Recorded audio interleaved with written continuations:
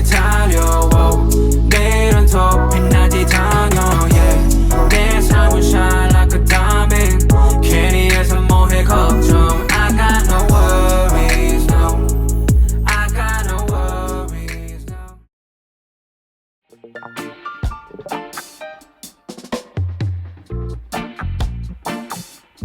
For me and Johnny, this is a dream for us to be able to participate with other people and provide profound wisdom and insight to our community, to the masses, to the world, because, a lot of me and Johnny's spiritual cultivation was through listening to lectures and paying attention to other speakers and, really devoting our time to absorbing the proper information. And, for us to be on this side of it now and help create philosophical bridges, spiritual bridges, and, higher dimensional bridges for everybody, and for everybody to have, this level of insight and have it be this acceptable is amazing. And, it's really, just thankful to have you here and speak with you to this depth.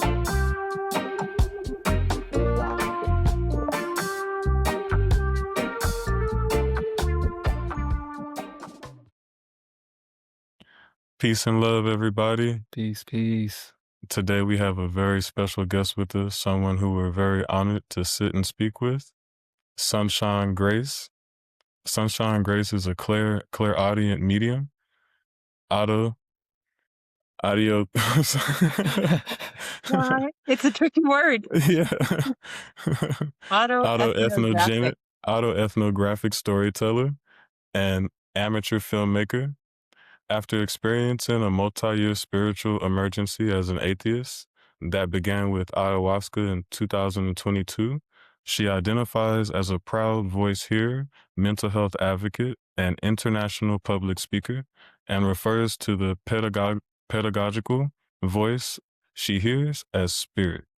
Holding a master's degree in general psychology with an emphasis in research methods, her work contributes to transdisciplinary scholarship on post-secular, contemporary, psychedelic, and spirituality and shamanic illness, an advocate for holding psychic abilities as widespread human phenomenon.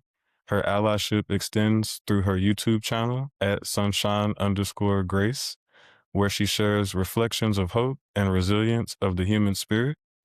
Sunshine's passion for gentle trauma healing guides her on her pathway to non-dual spiritual awakening.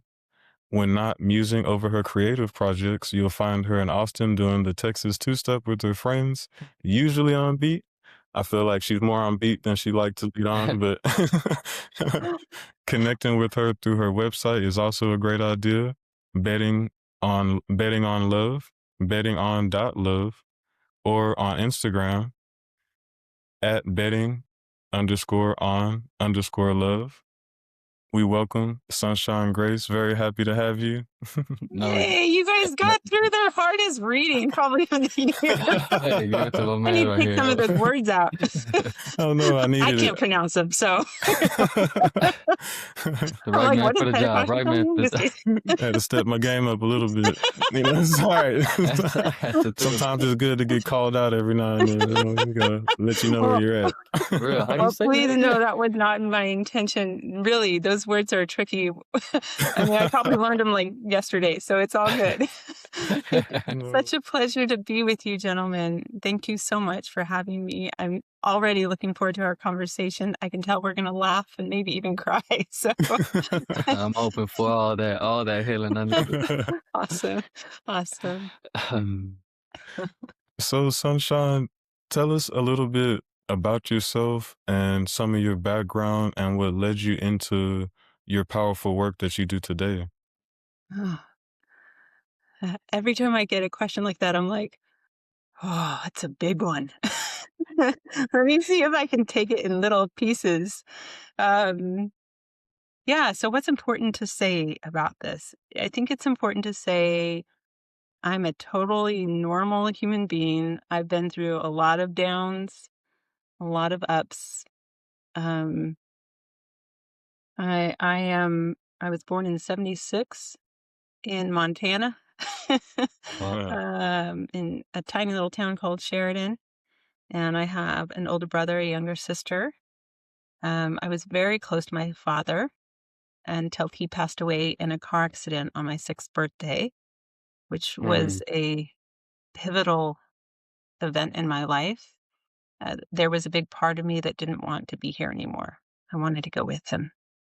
Um, and while I've been very blessed, like the fact that I got out of my very poor community and joined the military, got the opportunity to get an education, learn leadership skills, learned how to follow, um, got training, started learning about personal finance. And I'm talking about early 20s, and ended up spending almost 9.5 years in the Navy, traveled the world, and was super fortunate to meet a man who has had a daughter who was 5 at the time. So I consider her my daughter. She's my stepdaughter, and she's now 27. um, I After the military, I went into grad school, got my master's in psychology, and then I went straight into the workforce, and I worked with high functioning teams for 10 years. Did all kinds of fun things, mostly in tech, Fortune 250 companies. And then in 2018, I didn't know it then, and I wouldn't even have had the vocabulary at the time to describe it this way. But now, I guess 8 years later, I would say it was the beginning of a spiritual awakening. I took my daughter to Kenya for her senior high school trip, because she's an animal lover. And my daughter, Mason, is just phenomenal with understanding animals, every kind of animal. And Wow. so we went to go see the Great Migration. And there was an evening where she was in our tent camp, and I was underneath the Serengeti night sky all by myself. And I could hear a male lion calling his mate like 20 feet away, and a family of hippos splashing in a river. And I looked up at the night sky, and I think William James is the one who describes spiritual, mystical experiences as having 4 elements, and one of them is ineffable. We can't really describe it in words, and that's the first thing that I think of when I try to describe what happened that night. I just know that, I was completely sober. This is before I ever did a psychedelic, didn't smoke cigarettes, never smoked, never drank alcohol, like very vanilla, very, Wow. you know, very, yeah. So I just remember I looked at the night sky, and I remember this whole blanket was like a black blanket had fallen over the night sky, and somebody had taken a pin and poked little holes in the black blanket for the stars, and there were more holes than there was blackness. Mm. And Oh, I wow. just started weeping, and uh, tried to describe it the next morning, and I couldn't, because keep in mind, I was an atheist at the time. I spent most of my adult life as an atheist. But um, Carl Jung would say it was my soul calling me home. I went Yeah. home to Jacksonville, Florida, and my daughter went off to college, and I told my then husband, "Thank you so much for 16 years, and I have to go." And he was Mm. amazing, and helped me pack up all my stuff, and I moved to Austin. I didn't know a soul in the state of Texas, and that was 8 years ago. Oh, wow. Wow. That's But that's how things happen sometimes, right? Hmm. I have a friend who calls it, I like his term, like a hard right turn. Your life is going down this path. You think you can predict the future. You think you know what it's going to entail, and then something happens, and it's like you're on another trajectory. Hmm. And that Hmm. was the first of several events that I think it was the universe saying, like, "Okay, sunshine, you did everything you needed to do here in Jacksonville. You got your military experience, you learned personal finance, you got your master's, you helped raise this beautiful human being. We're picking you up and taking you to where you really need to go next in life. And that was it. Mm. Mm. And I'm So talking to two of the only people who actually were born here. yeah, Yeah. we are basically unicorns in We've been told. What was it like when you two were the only two here? Well, to be honest, growing up in Austin was, to me, a large advantage, in the conscious space, also in the melanated community. I was very appreciative. I know me and Johnny grew up in similar neighborhoods, both of us from East Austin. Well, I'm from Northeast Austin. He was from East Austin directly. And, there's a lot of hardship, there's a lot of struggle, and a lot of common things that come with inner city living and lifestyle. But one thing about Austin in particular is that we had a very communal understanding of our relationships in our neighborhoods, and we had a lot of togetherness. We handled things with a lot of integrity, even when things did get a little hard. There's violence in every neighborhood, but I was always very proud of the way Austin conducted itself as a whole. And, that was something that I could tell was a very powerful bonus growing up in Austin, as opposed to a larger city that's a bit faster paced, where, melanated people may suffer a bit more just due to proximity of chaotic arrangements. And, that, aside from the free flowing spirit of Austin and the hippie movement and to keep Austin weird, you kind of always had seeds of, there's more than what people are talking about, and the type of communities that Austin would keep around. So that was always really nice about growing up in Austin, and it definitely helped cultivate, leaning into spirituality. I don't know, for Johnny. Yeah, it seems like Austin too was its own, like, because we weren't really compared to Houston or Dallas, or as big as Houston or Dallas, or maybe even San Antonio. So it seemed like Austin was its own little sacred sanctuary in a sense, especially when it came to the nature and, the water, of course, the lakes, the Colorado River, and even San Gabriel, and just multiple areas spread out where you can go to and actually be submerged in nature. Now, of course, them areas now have homes in them and developments, unfortunately, but from what I remember, it was a lot of country, it was a lot of wilderness, nature was still very strong in Austin, and I appreciated that part about it. Because at one point, me and my family did move to the country out in Del Valle off 183, kind of going towards Lockhart, and to get out of the city life and experience that for a minute was very, very, like, grounding, and I needed to be in the stars more. I needed to be away from the noise. I needed to be away from, maybe certain situations, and being in nature definitely did that. And I was thankful to find that while I was young, and know the difference. So that is something I'm always grateful for with Austin. Wow, Johnny, that's amazing. Thank you for painting that picture. I can imagine Austin 30 years ago or so, and with more nature. Yeah, there's something so healing about nature. Would you guys agree that we've done a good job as a city preserving trails and green spaces? Yeah, that's probably Austin's biggest attraction in terms of what it has to offer as a city, is the nature, the green belt, Barton Springs, things like that. That's like the final frontier of Austin, to where that is extremely recognizable, but we're having to fight to protect some of our parks and, local areas, older elementary schools that are, sacred to a lot of the people that grew up here, and, places where we would hang out and, have a good time. So some things are changing, but Austin has done a better job than most cities that I've been to in terms of preserving nature and making that, a focal point of the city. Yeah, I'm grateful for it. Definitely.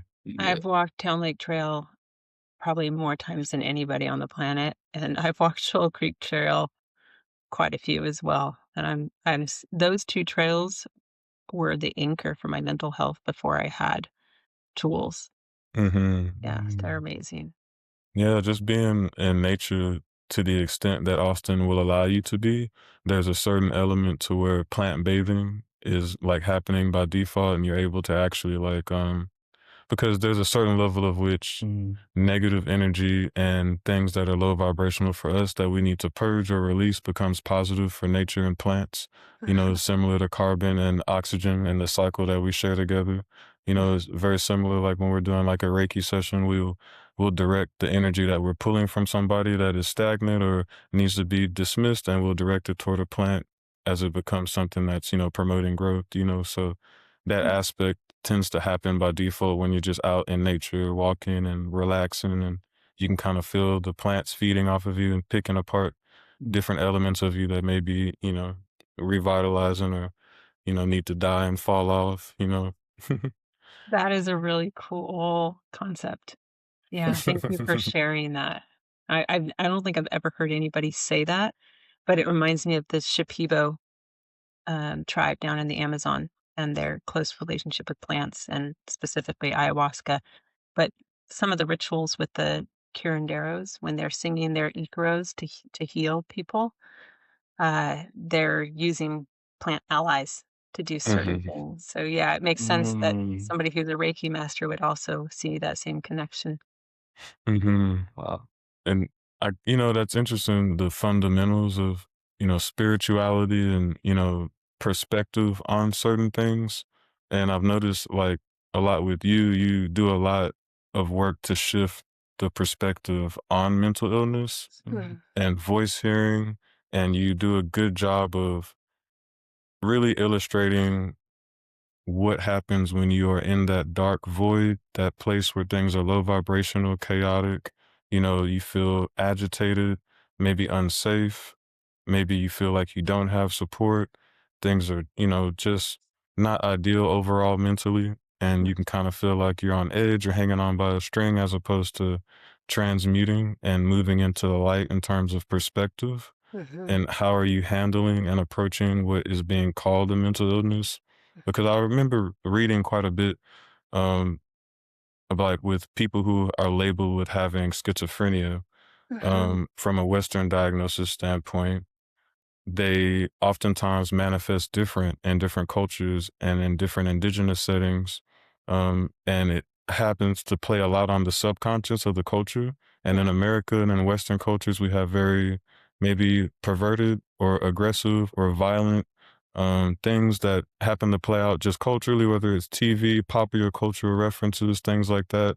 It kind of allows for a more chaotic manifestation of voice hearing and, seeing as opposed to somebody who may have grown up in a very rural setting, a slower paced setting, where nature is a little bit more prevalent, or, a small village in Africa or South America, Asia.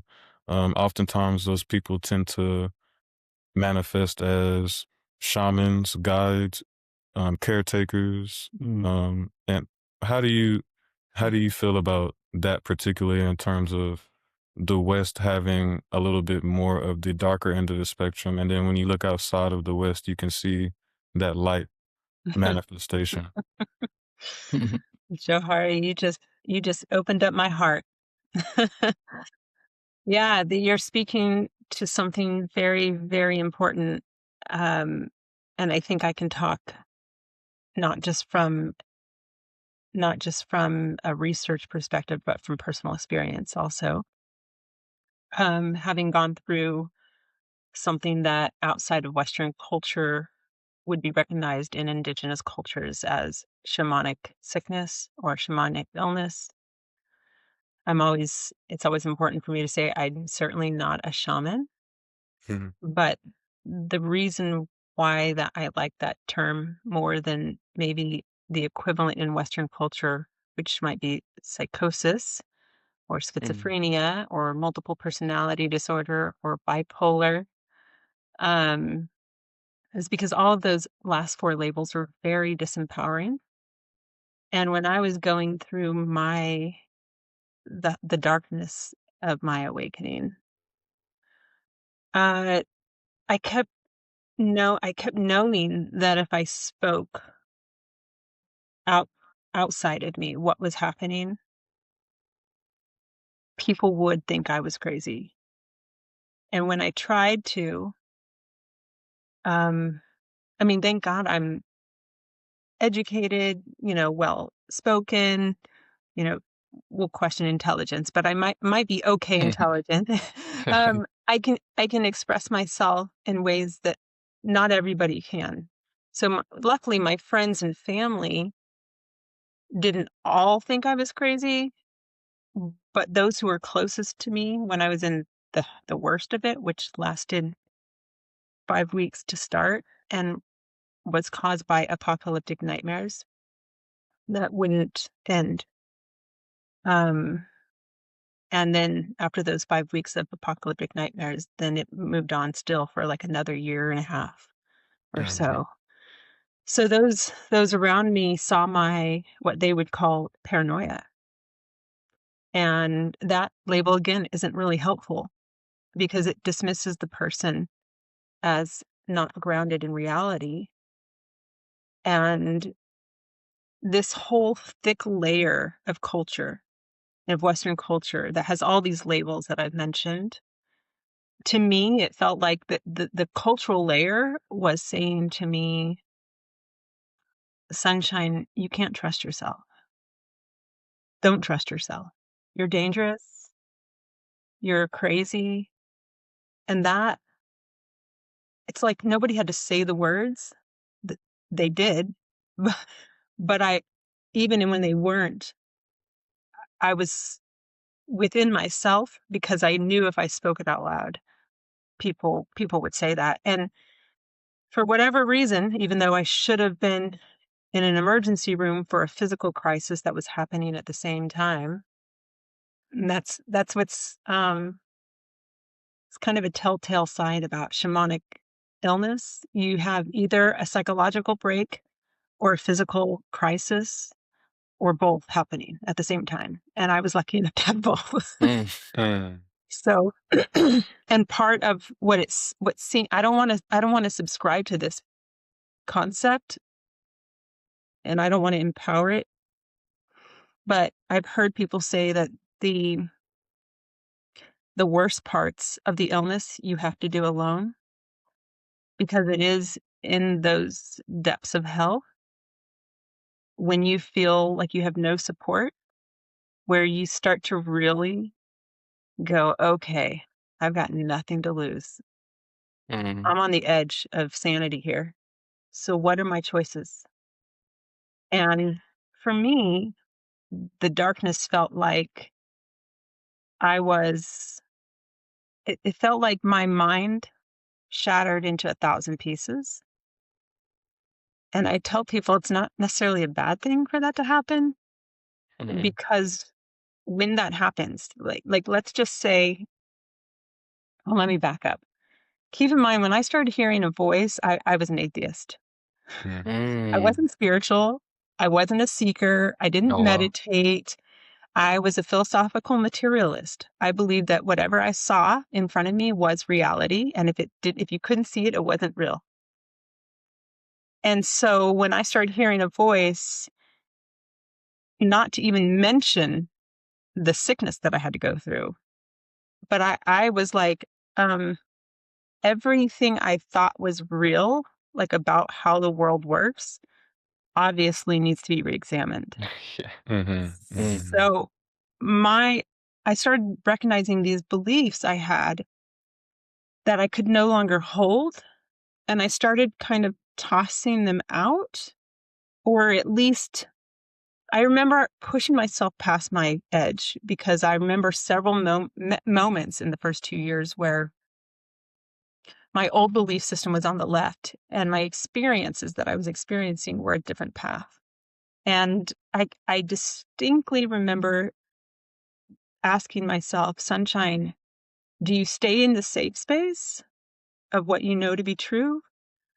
Or do you follow this unknown place?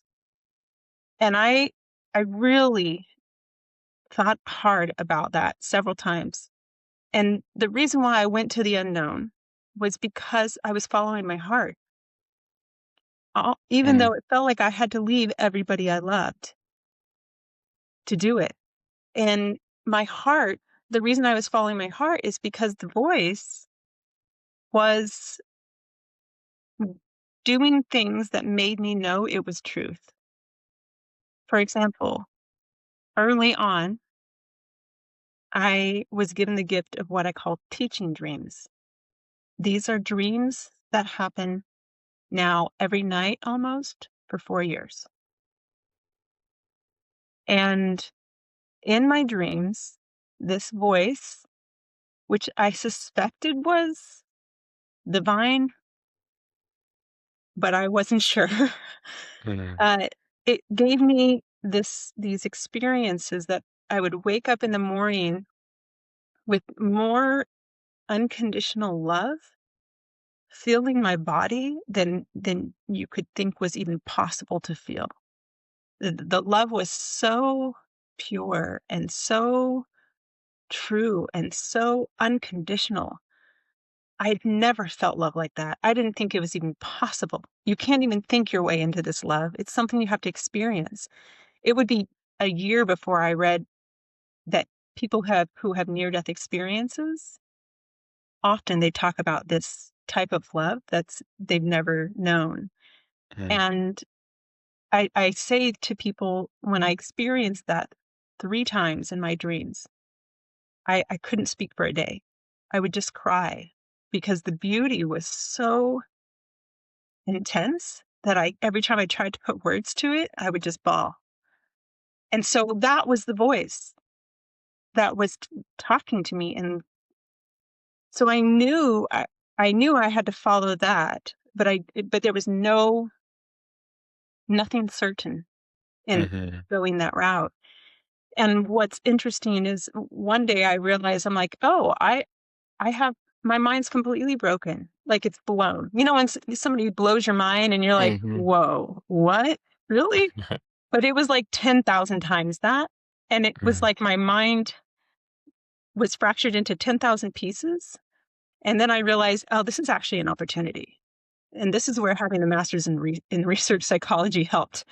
Because I was like, okay, if I have 10,000 shattered beliefs, I can take the time to systematically pick up each one like a puzzle piece and say, if I keep you, will it cause me harm or anyone else harm? Mm. And if the answer is no or yes, then the question is, if I throw you away, will it cause me or anyone harm? And if the answer is no, I chucked it. And so I started chucking all these beliefs. Wow. And what was left was kind of what the version you're seeing of me now, which is hopefully humble, but very confident in what I know to be true.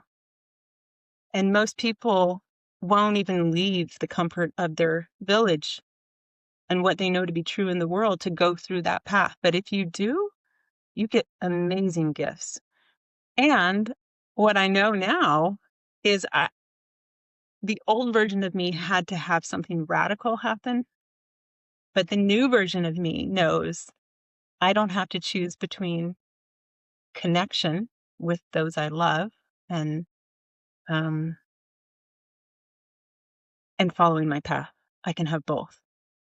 But at the time, I think I was so used to doing life alone, you know, inside, that when this experience came to me, I kind of attached to the martyr archetype, you know, which is like, I'll take the hit and I'll take all the pain as long as I don't hurt anybody else. And I've done a lot of work around that as well. But regardless, now, you know, I can say with confidence that unless you really know what's happening on the inside of the mind and the body and the heart and the soul of someone, you really shouldn't use any of those labels. Mm. And even if you did, is it helpful? Like, are those labels even helpful? You know, those labels, I think, are rooted in something that we don't talk about enough. And I want to say before I share this term that I'm passionate about this topic. So, Jahari, I know you have your experiences around this too, and I want to hear your experiences, and Johnny, you as well. And what I'm sharing here is just my perspective, and it's not wrong or right. It's just my perspective. But I want to apologize in advance if I get passionate about this topic. Oh no, that's because I'm protective of people who are labeled schizophrenic. But I think what a lot of people that I follow have taught me is that in our culture, when we are born in a culture and we don't live outside of that culture, we have these beliefs that we're not even aware of. And one of the beliefs in our Western culture is a deep fear of the unconscious mind, or a deep fear of going crazy. And there's a term for it. It's called psychophobia. And it's no different than ableism, racism, you know. It's a discrimination that we hold, and a fear of others because they're different. And I think the way out of this cultural bias is to just get very pragmatic about helping people without trying to decide or even needing to explore what what the label needs to be on them. They can tell you that when they come through the other side. That's where I'm at today. yeah, I Yeah, go ahead. completely agree. As somebody, my little brother, he is someone who's been diagnosed with schizophrenia, and especially as someone like myself who is very spiritual and have gone through my own battles and instances of what people would label as mental illness. There are many things that I've experienced in my life that if I were to share out loud and, from a young age, that, I would be labeled as well. I had a lot of wherewithal from a young age to stay silent.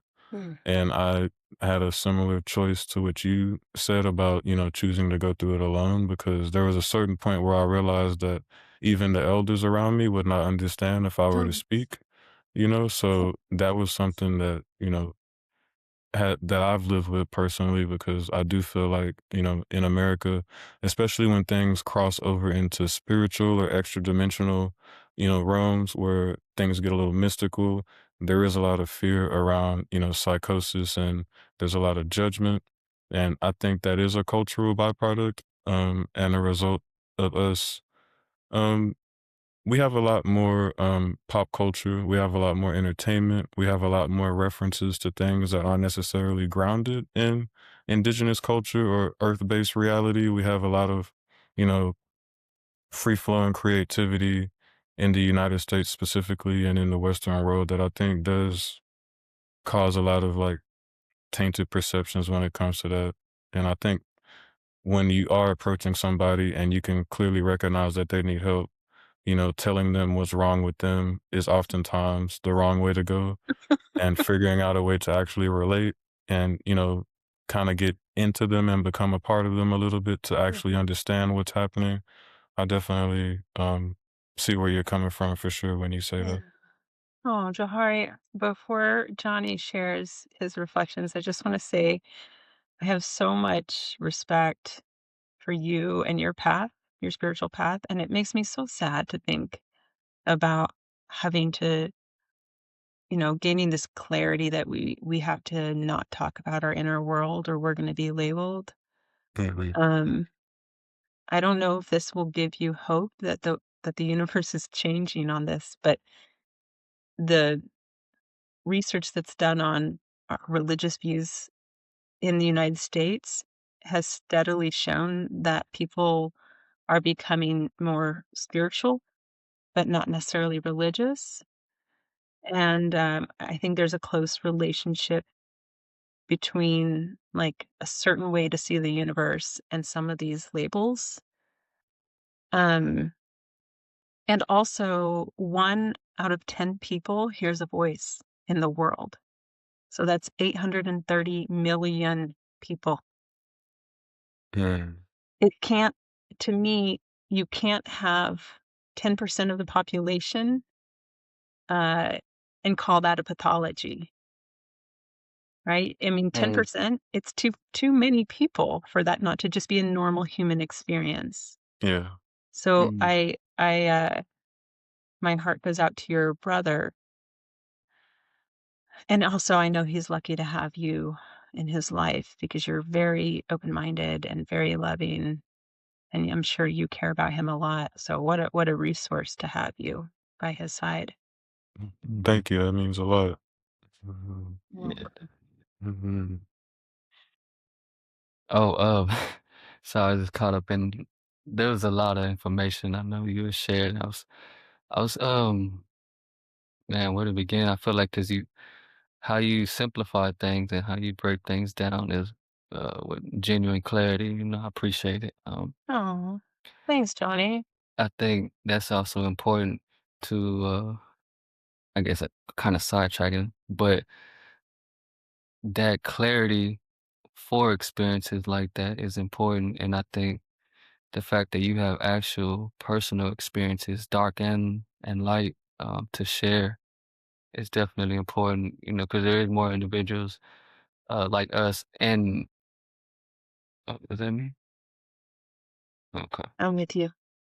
Oh, Yeah, that's good. there was I feel like there is more individuals like us and still definitely wanting some sort of guidance or elders or even just people to really, really, shed some light in a simple, genuine way. So, and I appreciate you doing Uh, that. Definitely. oh, Growing up, back to kind of to me and Jahari,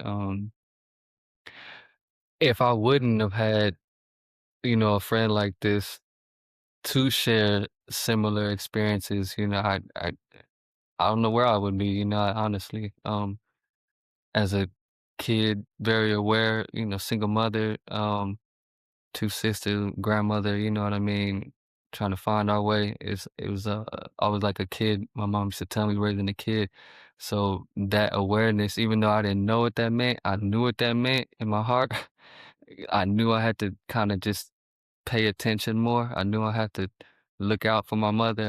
So I think that awareness definitely held me young, but now to have the experiences and the somewhat vocabulary to describe some things is helping. But I think honestly, the awakening journey, um, it's crazy you said 2018 too, I believe, or 2018, maybe 2020 for me too was very there was a lot of changes definitely going on. I felt like another shift in my life that caused more awareness to, be shown, or pretty much telling me to become more aware and really get rid of my old belief system. So I really like how you kind of broke that down too. It's kind of refreshing a lot that I didn't, you go through life so much, you don't really realize like what happens to you sometimes. You don't take it in and really sit with what's happening and what's going on. And the old self fading away and this new version you're choosing to be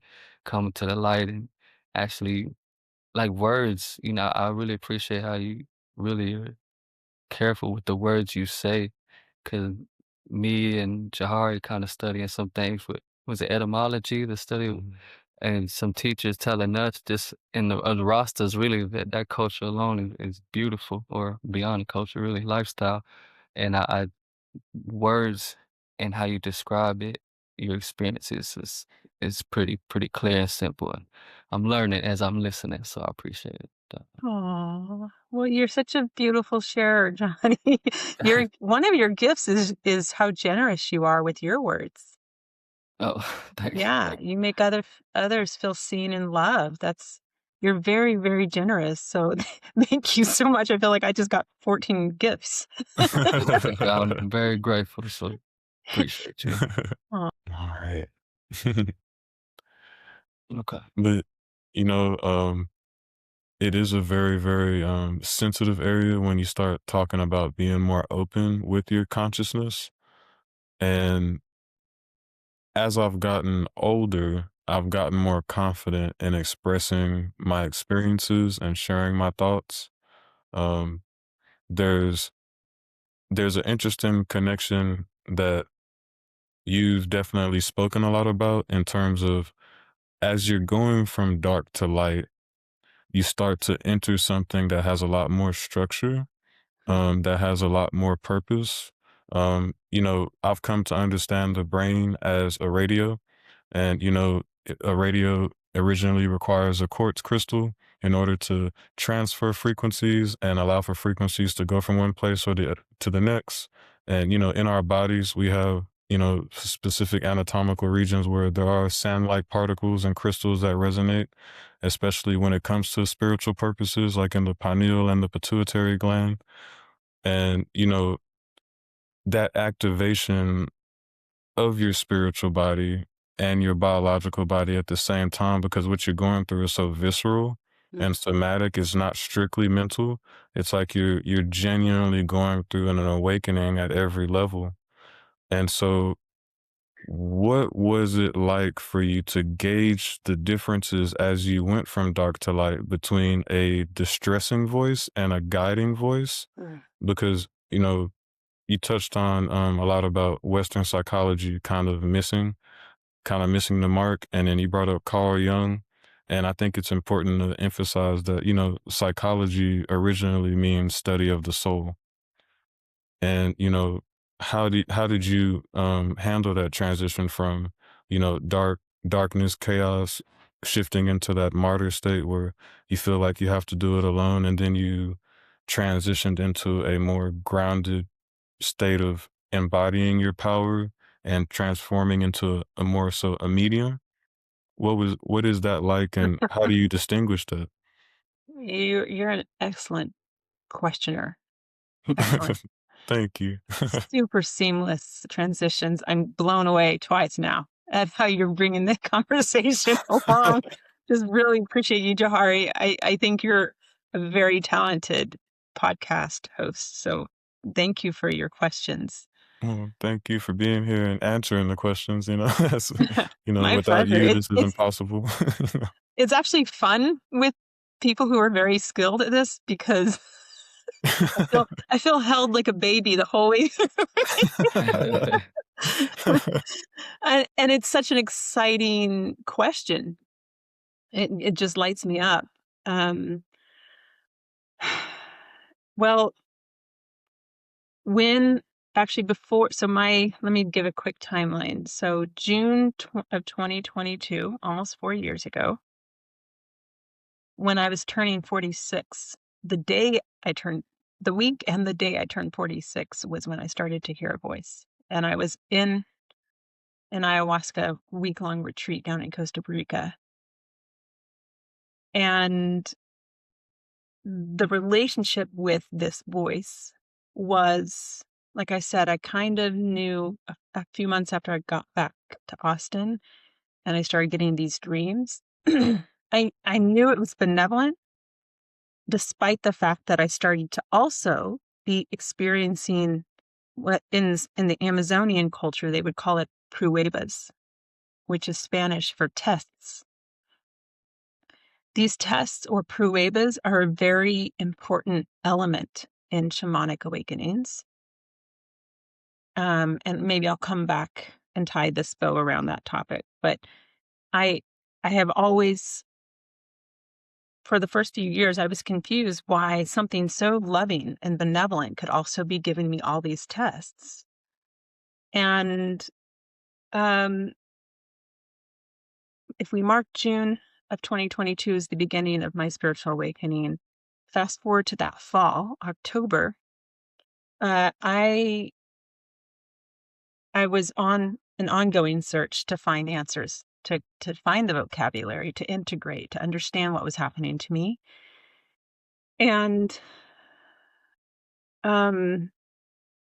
because the voice did get like commanding at times, which is never good. Like, we're hearing these bodies on earth. We have free will. We have sovereignty and agency. Anything that gets commanding should be a red flag, right? So I was so confused that there was this commanding element and this harshness, but also this amazing love. And in my dreams, whenever I would have relationship challenges, let's just say, because I remember this experience specifically, I was really upset with my brother. And we're very close. Like, we're 14 months apart. We're Irish twins. So I was upset with him, and I fell asleep crying. And in my dreams, the voice was showing me his pain. Mm. And I remember thinking, this is different, because what I'm used to in my relationships, when people and friends and family are supporting me, is they say, I told you that bitch was crazy. Like, they just validate you and dehumanize the other person because they want you to feel better, right? But this voice would never do that. It never judged anyone. And that was a very interesting dynamic to me. And so again, it was like, okay, it's so, and it kept teaching me compassion, compassion, compassion, compassion, compassion for myself, compassion for others. So, October comes around and I decide I'm going to pay this well-known medium in London. I think it was $500 at the time to do a reading on me. And her name is Yamile Yemoonyah. If anybody wants to look her up, it's Yamile Yemoonyah, I think. But she's a badass. And I paid the money because I was desperate. I mean, $500 is a lot to most people, but I was desperate to get some clarity. The reading day comes. She does her little process, and then she connects. And she said, Sunshine, there are 3 different energies that want to communicate with you, and they're all wanting to do it at the same time. So I'm going to make them take turns. And first she connects me to my grandfather. And I know it was him because my grandpa was the person I spent the summer with after my dad died in that car accident when I was 6. And he and I were very close, my grandpa Frank. And he's 6'5", and I'm 6 years old. So we would walk everywhere around their property, my grandparents' property. I put my finger up and he would hold my hand like this. And when he came through, that's what he showed Yamile. He said he showed her a picture of us holding hands that way. I'd never told anybody that in my life, and I'd forgotten. But that's how I knew it was him. So I trusted her. And we continue through the reading, and we get to the 3rd energy, which is Greek goddess Athena. And it seems whimsical to think about Greek goddess Athena. Like, was she real? Did she really exist? But hey, look, I don't know my face from my butt anymore, so I'm just going to not even judge it. And Greek goddess Athena was very poised. And she showed up, and she showed up with an owl on her shoulder and a bow and arrow she was holding. And she told Yamile to tell me, I'm giving Sunshine my bow and arrow because she's working really hard to hit something, to reach a goal in this lifetime. And then she gave me some really great encouraging words. And she said, you will be able to see in the dark, like the owl. The owl sees 360 degrees around and even in the dark. And even as I speak these words now, I'm understanding them in a deeper way than I was just a few months ago. So, and I'm going to put a pin in that. And then Greek goddess Athena said, and I may be mixing up a couple readings here, but basically the advice that was given to me was, look, Sunshine, and this is anybody listening to this podcast and is still with us, I'm going to pass this advice on to you because it was one of those pieces of advice in my life that changed my entire life. The advice was, look, we all earn money, and money is a symbol of our energy. And the advice was to sit down and write down on a piece of paper what I really value in this lifetime. And then put my money towards that. Because a lot of people say they value mental health, but they don't spend any money on it. And I remember getting this advice thinking, I have a therapist. I don't see her regularly. If I saw her every week, it would be $660 a month. And it took me, I'm a 100% disabled veteran. So I'm one thing I didn't say earlier is I ended up retiring when I was 43. And I don't have a lot of money. I've always budgeted. But eventually I became a 100% disabled veteran after winning claims with the VA for different things in my service years. So I'm not rich, but I have a steady paycheck. And I just thought at some point along the way, I thought, I need to do this. I need to pay my therapist $660 a month. So what I did was I hired my therapist to see her every week. This is 2.5 years ago, maybe 3. And also every week paid this amazing massage therapist who travels to my home. And she put her hands on me the very first time and touched my body at the time when my nervous system was shot. And I was like, oh my God, she has healing hands. And I continued to invest $1,320 for the last 2.5 years in these two people's services. And the only way I can describe it is if we quantify this. So even though I went through that shamanic illness, since the day I started hearing a voice on June 18th, 2022, I haven't had a single day of depression in 4 years. Wow. Even through the darkness, I had fear, I had anxiety, but I didn't have depression. And I haven't had it. And I will never have a day of depression for the rest of my life. I know this. Mm-hmm. If you would have asked me before my awakening started, sunshine on a scale of 1 to 10 of mental health, if this is 10, euphoria, and this is 1, suicidal ideation, where have you spent most of your life? If you would have asked me that 4 years ago, I would have said, oh, probably a 5, give or take. But that's because I didn't have a perspective. Now I can say my entire life, up until this awakening, I lived between 1 and 4. Depression, couldn't get out of bed, wanted to take my life several times. Hopelessness, collapsing into despair, disconnection in relationships, resentment, disconnection with myself. I just lived it between 1 and 4. And I numbed it by just staying active. Mm-hmm. Becoming a workaholic, putting all Mm-hmm. my energy into everything except for sitting still. I don't judge myself for that, but that's where I lived. Now, since I took that advice from Greek goddess Athena or Yamile's channeling, I watched my number go steadily over the last 2.5 years from 1 to 4 to 5. Then it started, I remember slow, gradually started hitting 6, started hitting 7. And then now it has clocked at 8 for like a 1.5 years every week. Mm-hmm. If it drops to 7.5, that's like a pink flag for me. I'm probably not getting to bed early enough. What do I attribute that to? Buddhist psychology, Western psychology. I have a whole bag of tools now. Mm-hmm. Radical self-care, speaking my truth, hopefully in a loving way.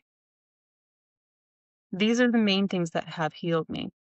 And now, when I have suffering, instead of it lasting 2 weeks or even 2 days, it's not 2 hours.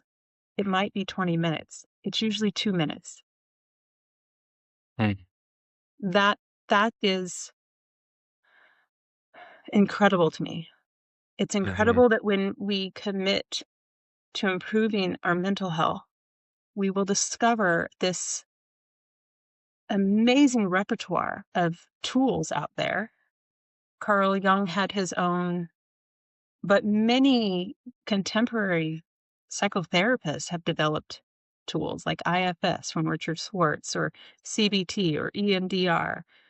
the ones that have helped me the most with Western psychology is IFS, which is internal family systems theory.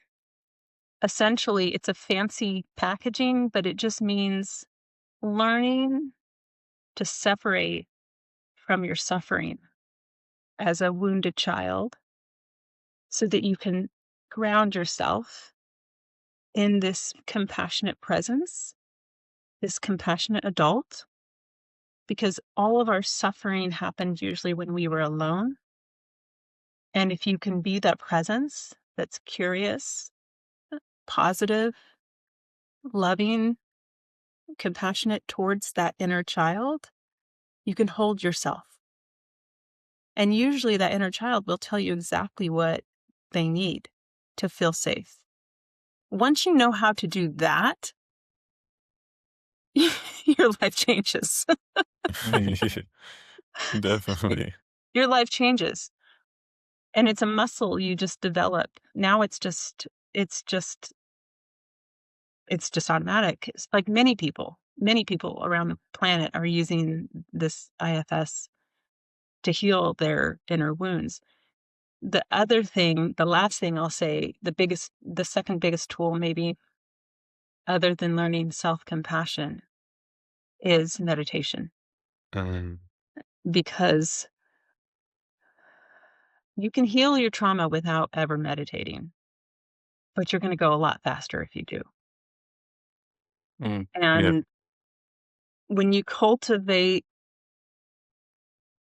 the flashlight of awareness in your mind to sit in a safe space, I try to do it an hour a day, and I've been doing this for 3 years, and it's changed my life. But it can be 10 minutes a day. I mean, it doesn't really matter.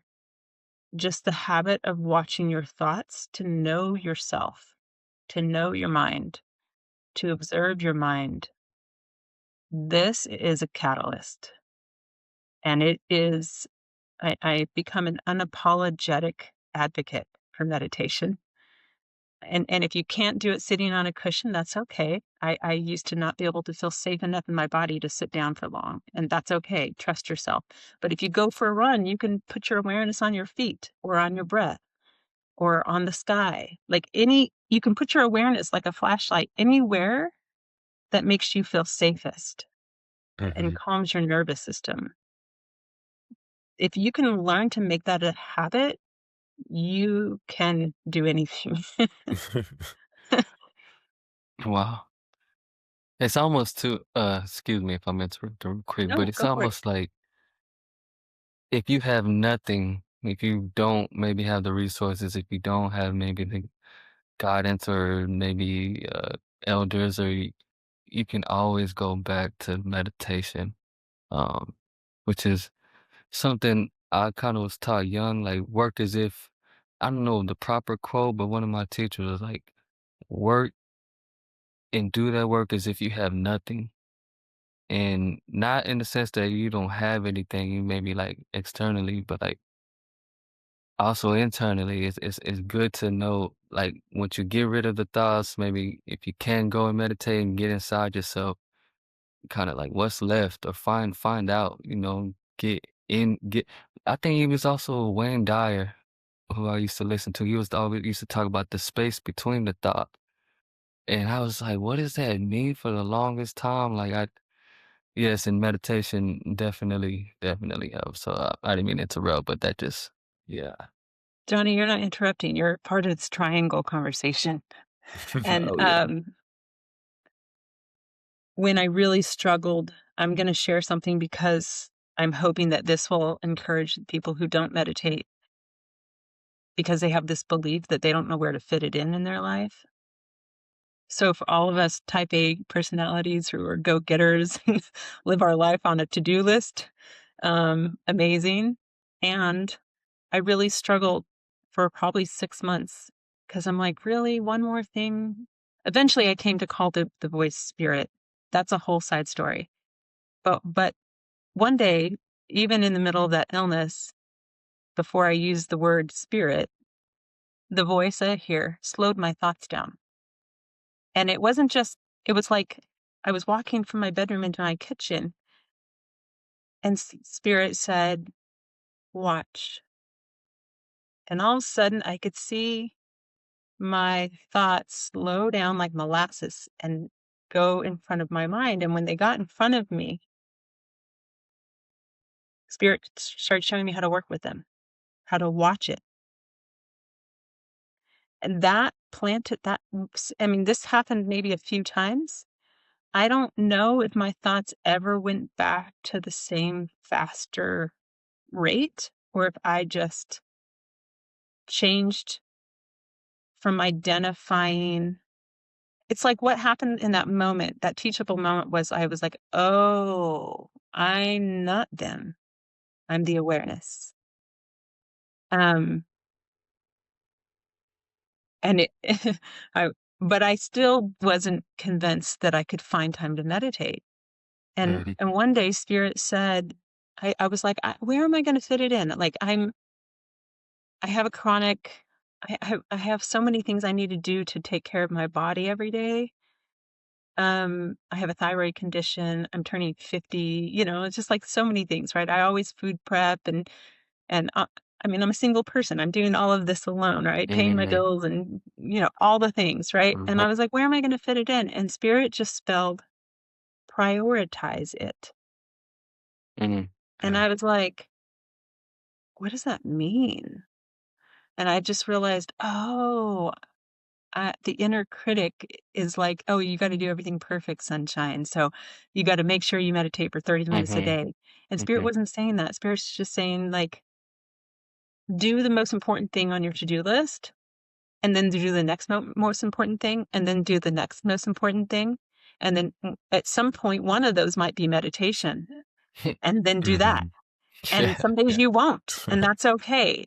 But it was like hooked me because I started with 5 minutes a day, and I didn't beat myself up for not doing it. And then that turned into an hour a day. Wow. That's amazing. I feel like meditation is essentially like a Western conundrum, because I've heard people who speak the language where meditation is rooted in, which I believe is Sanskrit. They talk about meditation as we use it in the West being like an oxymoron, as if it's an action. But when they use it indigenously, they're talking about a state of continuous being, like being meditative in actuality, as opposed to people think, maybe meditation is I have no choice but to be in full lotus, sitting down in one position, when you can kind of find meditation in, especially when it comes to prioritizing it or fitting it in. Maybe people are too harsh on their images and ideas of meditation and not as patient with themselves as they need to, you know? But with meditation, that kind of takes me down deeper thoughts going into spirit, because we've brought spirit up quite a bit. And then you also touched on when you had the communication with the 3 energy bases, and Athena was one of them. And you also mentioned in your film that spirituality for you has mostly manifested and presented itself, especially growing up into now, as a trickster. And that trickster element. And one thing that immediately jumped out to me was monotheism versus polytheism, and what role that might play in spirituality in terms of perspective. Because when you mentioned the word trickster, what jumped out to me immediately was that within the cultures from West Africa that, got brought over, and through whether it was migration or slave trade, there are elements, for example, Papa Legba. He he very much represents the trickster energy of spirit, and he's very much a mediator and a gatekeeper from this side to the next. And there's a certain level of clearance and access through Papa Legba that most deeper rituals go through, like, for example, in Haiti, and, through other elements such as like Santeria, even inside of the Abrahamic religions, when we look at the texts that were dug up, or maybe in certain people's gospels, like the Ethiopian Bible and the Gospel of Enoch, we can see that there is a multifaceted level of which people are connecting with spirit and not just through one base, as opposed to where monotheism kind of says everything is coming at this one point and you have to go through this one point, and then polytheism opens that point up and says there are multiple intelligent, energetic bases in which can become portals to higher dimensional access in terms of being able to rationalize it as an individual. And, you know, also in your film, you touched on a lot psychedelics and plant medicines. And, you know, there is a spirit behind the plant medicines and, you know, art rationalizing that. And what is your perspective on more so Western understandings of spirituality, monotheism? And do you think that monotheism could be a disadvantage with somebody who is going through something that requires a more nuanced look with mental health and hearing voices? And how does psychedelics help, you know, kind of facilitate and push that forward and become, you know, something that is a powerful tool in connecting with spirit and kind of enhancing that polytheistic view of the world? And, you know, Wow. You have an amazing mind, Johari. I'm serious. I'm like, whoa, all the connections. I can see I see visually, and I'm like, not see visually, but I'm a visual person. I can see like all the, you're brilliant. You're brilliant. You also, have you read Joseph Campbell's work? no, With I, the when didn't you do like the 100 Faces of God or something like? Yeah, I might have heard, a little bit. I haven't read it though. Okay, your brain and his brain are similar. Joseph Campbell's, his passion was cross-cultural mythology, and you would get bored with just linear, right? You have to go up and out and across. Like you have to learn broadly and make these connections. And the fact that you're very aware of many cultures, constructs in order to make your point, I would say you're what the term is comparative mythologist. You might want to look into Joseph Campbell's stuff because he spent his life studying myths. And I don't mean like to minimize or dismiss the beliefs. That's just what they're called across cultures. But yes, as you were asking, let me make sure I get the question. I think you're saying, are there advantages or disadvantages of being polytheistic versus monotheistic? And how do psychedelics play into that? You know, this is part of the liberation that came to me as I was chucking those parts of my belief system out. There are many doors to truth. And my value system when it comes to trying to discern, you know, what's better for someone versus something else, my answer is always like, is it helpful? You know, the great thing about kind of modern Western culture, one of them, is that we have access to the internet and we have access to books. Most people have access to books and audiobooks and podcasts. And yeah, it's a lot to be on your device, but we can pick up Sanskrit or Pali or African folk in a split second and literally read the original documents. I mean, that's intensely amazing, right? And I like, even though I don't identify as New Age spirituality or I live in a culture where that's becoming one of the most predominant ways of understanding how the universe works. And what I appreciate about New Age is that they are eclectic. They borrow from whatever makes sense to them. It's kind of it's like the Brazilian version of spirituality, you know? Everything's there. So if somebody's polytheistic and that's working for them, great. If they're monotheistic, if they're moral pluralistic or moral dualistic, it's whatever works for people. My only thing is to not assume that what works for me is what works for others. And please don't assume, if that's what's working for you, that that's what works for everybody else, because there are many doors into truth. My awakening is through the shamanic awakening, but I lean Buddhist. So, there's a quick story I'll tell here because it feels appropriate. After 14 months of being confused as hell about what was happening, I decided I needed to go down to South America and go back into an ayahuasca ceremony. And I hadn't sat with the medicine since the original week in June of 2022. But I knew that the longer I stayed here in the West, the more I was going to be labeled as sick or crazy. And I knew I wasn't. I always knew I wasn't crazy. But I didn't understand exactly what was happening. And I didn't understand why, if something was so unconditionally loving, why it could also have that trickster energy.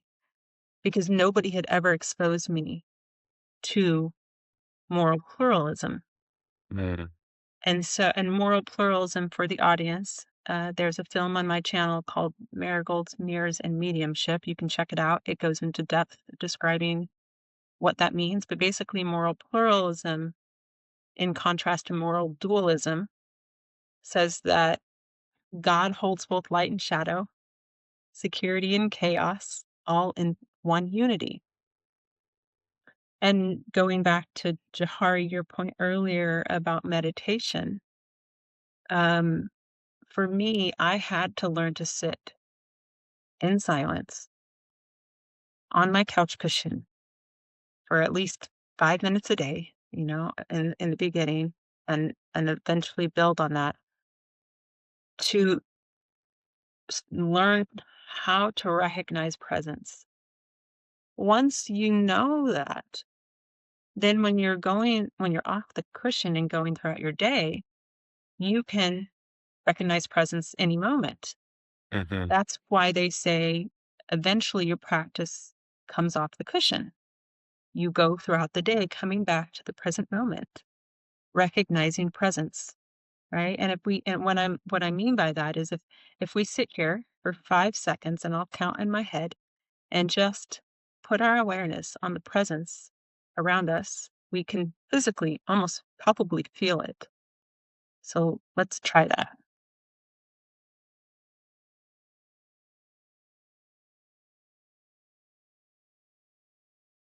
Okay. So however, the listeners, if they're inspired to develop a mindfulness practice, if they don't have one already, maybe they do, that's amazing.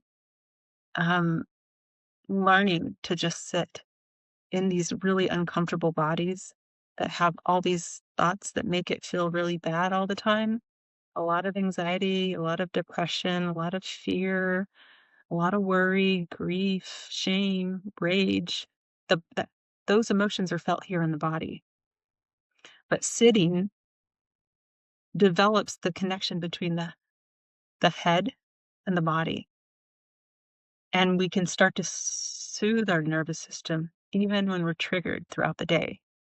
Again, it doesn't have to be a Buddhist approach. You could do it while you're, drumming. Talk about earth-based cultures. There are many ways to come to the present moment, but that's really what it's about, is learning to feel safe in your body here in the present moment, no matter what. So I did take a flight down to South America and went back down 14 months into my journey to sit with the medicine again, and I was petrified of going into ceremony. This was at the height of my illness still. My nervous system was completely shot. But I knew I needed to talk to people outside of our culture. So I really didn't want to drink ayahuasca. I really just wanted to talk to the shamans pouring the medicine. And we did go into the ceremony. We drank, I think, 3 times in 1 week. It was a mother and her son. he had particularly powerful healing songs. And the very first ceremony, we all drink and we're sitting in silence for a while, and then he opens up the hut that we're sitting in, the maloka, and starts to sing. And eventually he makes his way to me. We have a telepathic conversation. I have a big emotional release. He moves on. I go back into my little cocoon on my yoga mat, and I said to the voice I hear, I have a lot of fucking questions. Excuse my language. I've been through some shit. I said, who are you? And and the voice shows me an image of the earth from outer space. And all of a sudden, African folk, a tree of life starts to grow out of the North Pole. And then the tree's branches start to grow all around the globe. Oh, wow. And all of a sudden, this energy I'm communicating with, which, by the way, at the time, I thought everybody had this kind of experience in ayahuasca ceremonies. I didn't know that most people communicate with the divine through just images, which are great. They're powerful. But I didn't know back then that everybody wasn't having a verbal conversation, which is clairaudience, right? The spoken word is precise in a way that images can't be. And all of a sudden the energy zooms me down to the earth's level, but we're in the jungle. And I'm looking up and it's kind of like late afternoon. And so the sun is filtering through the tall overstory, and I see all these, jungle trees around. I could smell the petrichor and the soil and the energy, which is never in a physical form, but is by my side, is right there. And then all of a sudden, this vine drops from the top of one of the trees and hits the ground with a thud. And the vine's thick. It's like, an inch and a half in diameter. Excuse me. And the energy I'm speaking to allows me to feel into the vine. And I'm like, oh, dang, you can't it's protected. You can't penetrate it. It's got this like force field energy around the vine. And then all of a sudden, another vine falls from the top and thud hits the ground. And then another vine and another vine down the way. And the voice says, do you see? This is ayahuasca. This is Christianity. This is Judaism. This is Rastafarianism. This is Hinduism. This is 5-MeO-DMT. This is science. And they all ask, what is truth? And they're all sacred. And I was like, damn. I said to the voice, I said, thank you so much for such a beautiful visual. I said, but I've always been an omnist. I've always known that all of these religions lead to the same center. I said, I think the bigger question is, I'll ask again, what's on the other side of these vines? What am I communicating with right now? And the voice said, the divine. And I said, holy shit, I'm talking to God? Right. And the voice said, yes. And I said, so the Hindus were right? Like, the divine God is like a unified field. And the voice said, yes. And it would take a whole year after that, my nervous system starting to heal from massages and therapy and meditation, where I was telling the story to a friend and I realized, oh my God, I totally missed the humor in Spirit's answer. Mm. Because when Spirit said that divine is like divine, Yeah. like you got jokes. Spirit is funny as heck. Yeah. Oh yeah. Oh yeah. Definitely. Wow. Spirit calls it intelligent humor. Yeah, I feel like Spirit has no choice but to have the greatest sense of humor. Like just based on the way everything works out, and it's Yeah. you can almost feel Spirit laughing, sometimes. Definitely. One time I asked Spirit, I was like in a funny mood for weeks and I was doing a lot of kitchen dancing and, just being super joyful and silly a lot. And then one time I asked Spirit in my kitchen, do you ever just laugh your ass off? And Spirit said, every time you guys do. Oh, Wow. okay. But it makes sense because Spirit is us, right? I Right. mean, Yeah.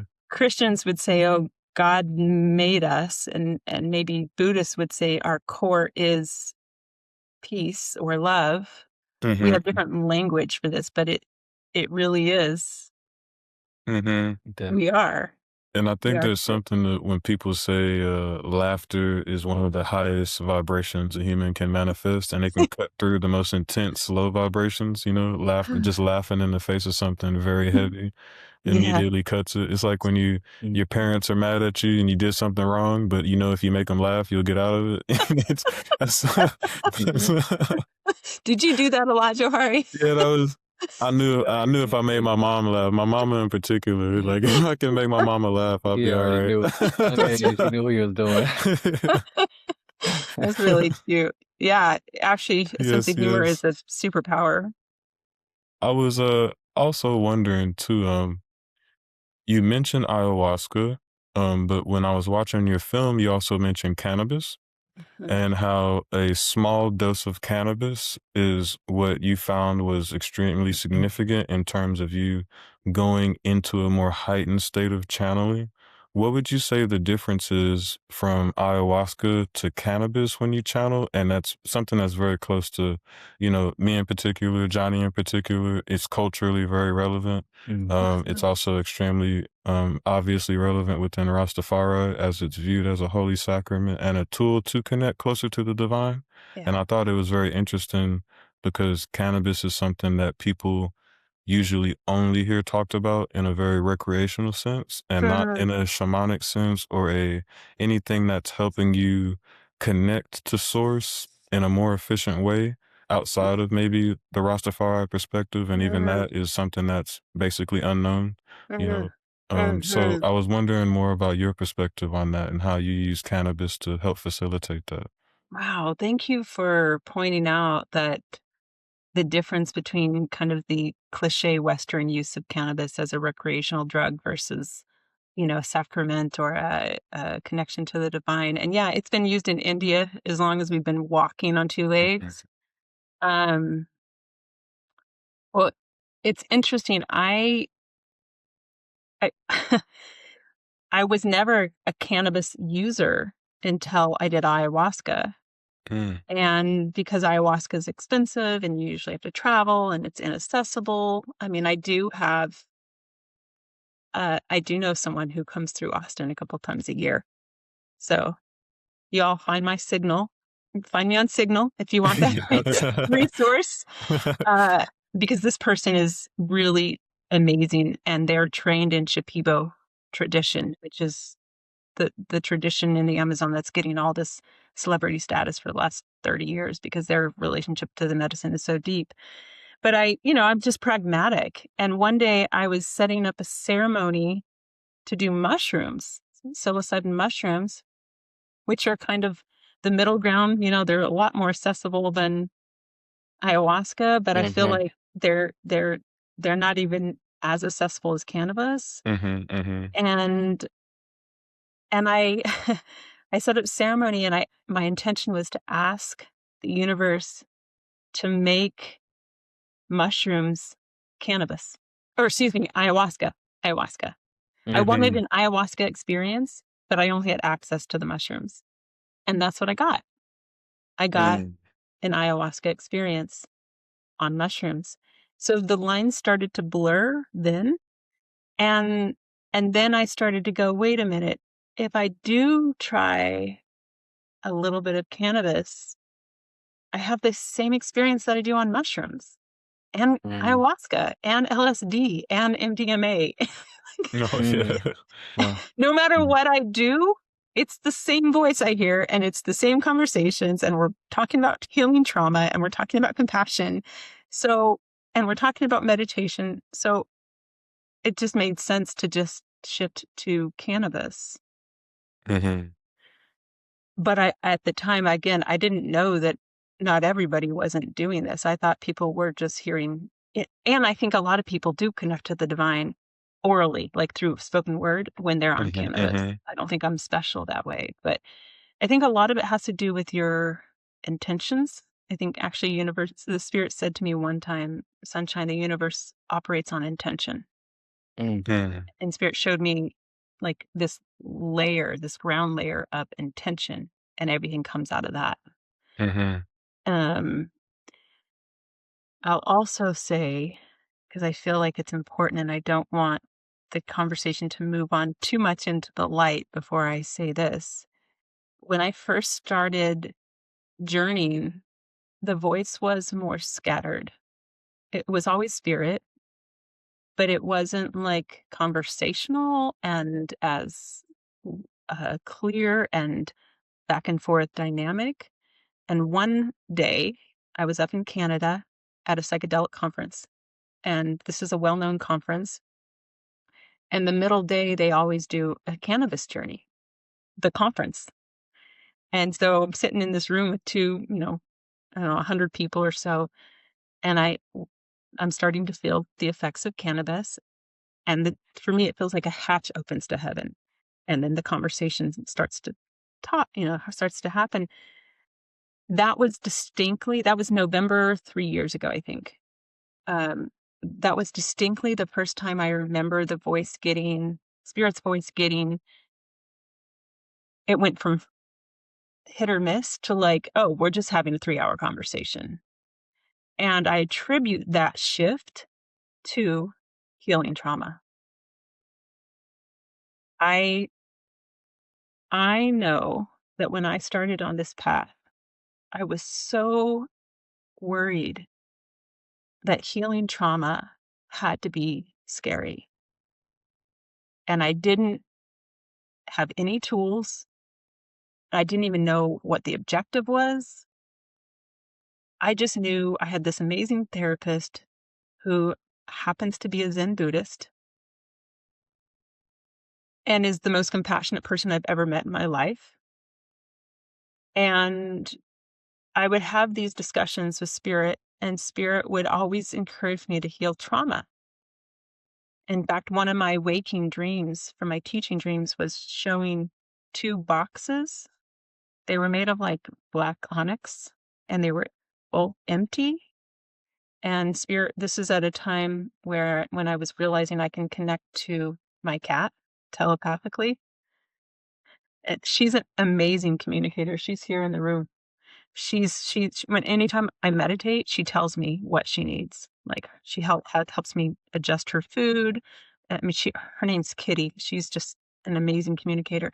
Wow. But it was coming into my gift of communicating with animals, which I'm still learning. But the waking dream was Spirit showing me that she was one box and I was another one, and that our connection telepathically, because my cat doesn't use spoken words, she uses images. It gets easier and a better connection when you heal trauma. And I resisted this encouragement from Spirit for so long. I just felt so hopeless around healing trauma. But for those who are listening, again, I'm speaking to the audience members who are maybe just beginning on their path and don't have the tools to heal trauma.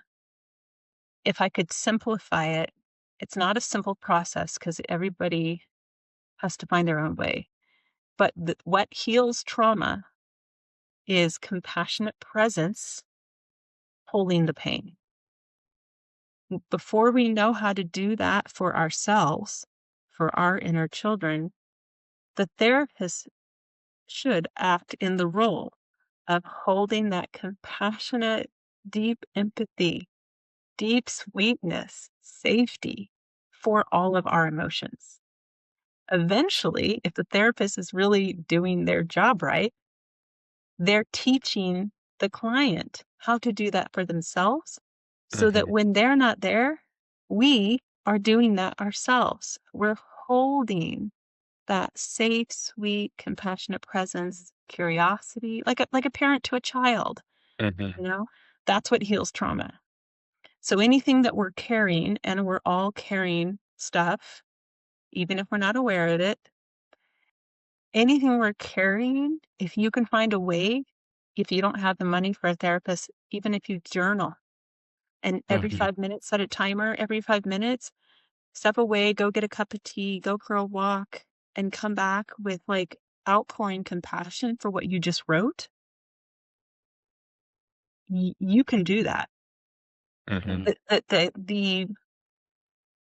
key, and this is why people don't want to heal trauma, is because they don't know this. The key is, as Spirit taught me, we all have an edge. Like, we know when we're well within our edge because we feel safe. But as we get closer to our edge, we feel less safe. And if we don't honor that and we keep pushing, then we get really anxious and we get flooded and we get overwhelmed.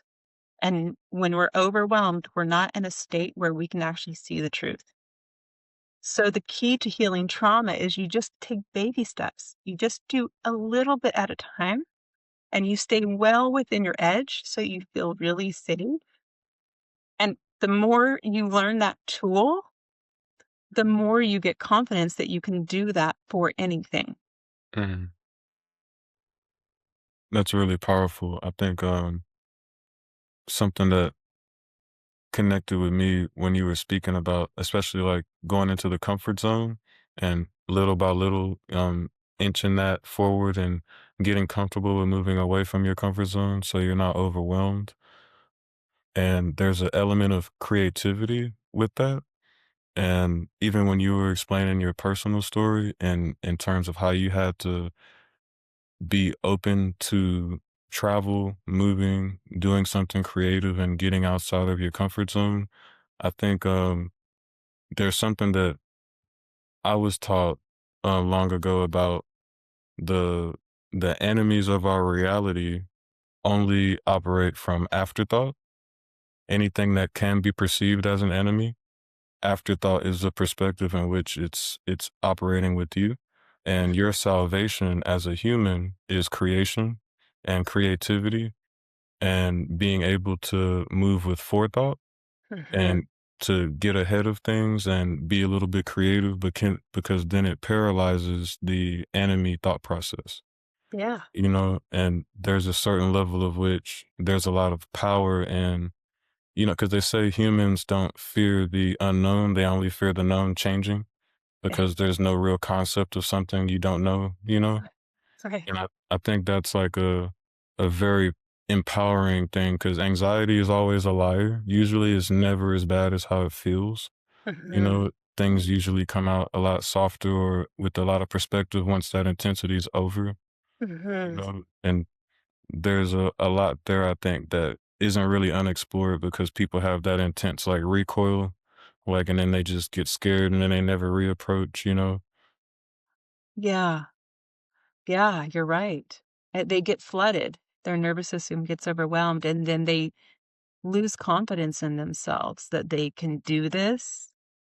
And it's because they were never taught to stay well within that edge. It's Mm-hmm. almost like that old phrase, the tortoise and the hare. Mm-hmm. It's like if you run fast and you're white knuckling it, you're going to flood your nervous system, and then you're going to be like, that was really painful. I don't want to do that again. But if you go slow and really gentle and very sweet, like a 3-year-old. If your 3-year-old is scared, you're not pushing past their edge. You're tracking them. You're totally attuned to them. You're using your voice to calm, to co-regulate them, right? these are the tools we use for ourselves. And Mm-hmm. it's just education. It's just Mm-hmm. education. Mm-hmm. And there's also, speaking of tracking, Johnny, I wanted to check in with you because I'm reading your body language and I'm thinking, what is he thinking over there? But I'll just say before that, there is, I think, a very serious correlation between healing trauma and awakening. And Mm-hmm. that's our framework in the West. But as Spirit taught me, in the East, they would call it karma. And in the East, they would say, you're going to burn off your karma by acting ethically, being in service of others, thinking kind thoughts, being loving, right? Watching your passions and not getting carried away by your emotions, being reflective, all these contemplative practices, right? Over here in the West, that word karma doesn't necessarily connect for everybody. So Spirit's point was so profound when Spirit said that to me. It's like what the Buddhists know is that we all are pure love here. And so when we heal trauma, we're taking trash out. And the more trash we take out, the more that's left is just that pure love and light. And you literally feel lighter as you're waking up. And you feel, gosh, I mean, when I think back on my long list of neuroses that I used as coping mechanisms my whole life to deal with my anxiety, like food binging, being sexually exploitative, um, not going to bed at a decent time, not self-caring. I had all these kind of, obviously, anxiety and depression. All of those things have fallen off in 4 years. And again, it's not because I'm special. It's just because I'm learning and getting educated about how to heal trauma. I can't even imagine living how I used to live in this body. It used to be so painful. But when we're healing trauma, it's like one day we'll just wake up and be like, oh, that one thing that used to trigger me all the time. Or I used to have this PTSD every night when the sun was setting. Every night of my life, probably from the time I was like 4 till like 48. Oh, wow. And it felt like this like intense anxiety that caused all this fear. And I know it came from feeling unsafe as a 4-year-old in a home where parents were arguing at night and I could hear them and I never felt safe. So every time the sun set, my entire life, I would have this PTSD and I didn't even recognize it was PTSD. But as I've been on my journey, one day I woke up and it was just gone. And I'm like, hallelujah. And so there goes another thing, just falling off, just falling off. Like the sun sets now and I'm like, cool. Nice. It's nice to be able to track that and actually like figure out when that timing occurred and gauge it, because I feel like you seemingly have a really strong mind body connection, and I've noticed that the trickster element of spirituality and reality, and that enemy spirit that we kind of fight against, it definitely wants you intelligently to stay in your mind to mind instead of mind to body. And then once you go mind body, you have so much more discernment, Yes. and you're not second guessing all the time, and your mind is a little bit softer because you have something to ground the thought with, essentially. It's because the body's in the present moment and the mind rarely is. It's in the past or the future. It's ruminating about the past. Did I do that right? Are they going to leave me? Did I hurt their feelings? Was my light too bright? And the future, that's where the suffering comes from. Usually right here, we're safe, but we're rarely here in our bodies. So Johnny, tell me what you're thinking over there. I'm honestly listening and taking it all in. Um, me and Jahari have thankfully had quite a bit of conversations about these topics, so Mhm. I always definitely like to just still gain insight. But I wanted to ask you, when it comes to the voice of spirit, would you say that's the same thing as your intuition? For that's kind of what I was thinking about, to be honest. Yes and no. And so let me kind of blow this out a little bit and present a very simple framework because it helps me visually see from these three different ways of reality. So Spirit taught me this probably a year and a half ago. So Spirit taught me this, Johnny, when I wasn't convinced that we even had souls. Mm, Like I thought maybe I lean more towards the Buddhist lens, like strict when I think of Buddhist, like Polycanon texts and what Buddhist teachings were, um, there really isn't a lot of space for soul. It's mm, humans waking up mhm, and merging with the unity, which I would call mhm, spirit. mhm, Okay. But one day Spirit said, Sunshine, there are 3 levels of reality. All are true with varying degrees of accuracy. And said the first step is humans having a spiritual experience. mm, The middle step is souls having a human experience. And the third step is everything is spirit. That's the enlightenment that Buddhists talk mhm, about, and that's the unity that the earth-based traditions talk about. Meditating all the time, connected to everything. So when you ask me, is that your intuition?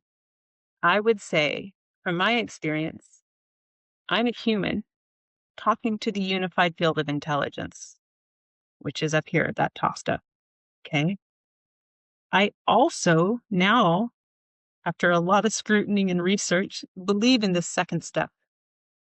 The second step is our soul. And our soul, I believe, doesn't put all of its energy into the human body. It leaves some up in the ethereal dimension. So we can have a relationship with our soul. Like the first time I walked into Casa de Luz in East Austin, it's a vegan restaurant for those who don't know. I literally stood at that entrance and was like, this is the strongest feeling of deja vu I've ever had in my life. I mean, mm, it took me 20 minutes to walk past the threshold mm, because I was like, I've lived here before. I know it. Um, I don't know if my soul was like, before I take this life in this body called sunshine, I'm going to like make sure I sent her this like really strong, like, I don't know what that was about. I just know I'd been there before, even though my body never had. I also have a connection with my soul, and she feels like a feminine energy. And she does speak to me in meditation, but it's not the same energy as spirit. Spirit has like a masculine energy. mm, As much as I think the universe doesn't have a gender, energetically it shows up as more masculine.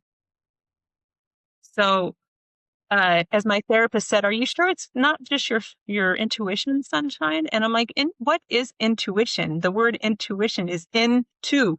You mhm, feel it in your body. mhm, Intuition is a knowing. It's a resonance. It's a truth. You can feel it in your heart. mhm, You can feel it in your gut. Sometimes we can get pricklies on the back of the neck. mm, Sometimes it's, processed in the head. Sometimes it's like a lightning, but mhm, it's just a knowing. mhm, So, you know, one time I said to Spirit, are the Buddhists right? Do we like lose our personality when we're waking up? I'm, I'm seeing all these monks who like, or, yeah, I mean, I'm just like, Yeah, is that the yeah, direction I need to go? Is this yeah, so? It feels so disconnected. yeah. And in my sleep that night, the spirit said, the personality doesn't lie. We just become more cooperative. And for a long time, I didn't know exactly what that meant. And now I would say, no, all of us are distinct waves on this ocean. We are unique. There will never be another Johnny or Johari. You guys literally are unique in the entire universe. And what's crazy is the universe is infinite. That is amazing. Your personality is unique, right? And at your core, your spirit. And you have a soul that connects you to choose, I believe, what life you take, who you live it with, what you learn. And it's our souls that are picking, this life to learn certain things. When you were speaking about uniqueness and us being unique expressions and something so infinite and vast, um, something that was coming to mind for me was when we are so unique and we do have these unique expressions of ourselves, I'm trying to figure out the best way to word it.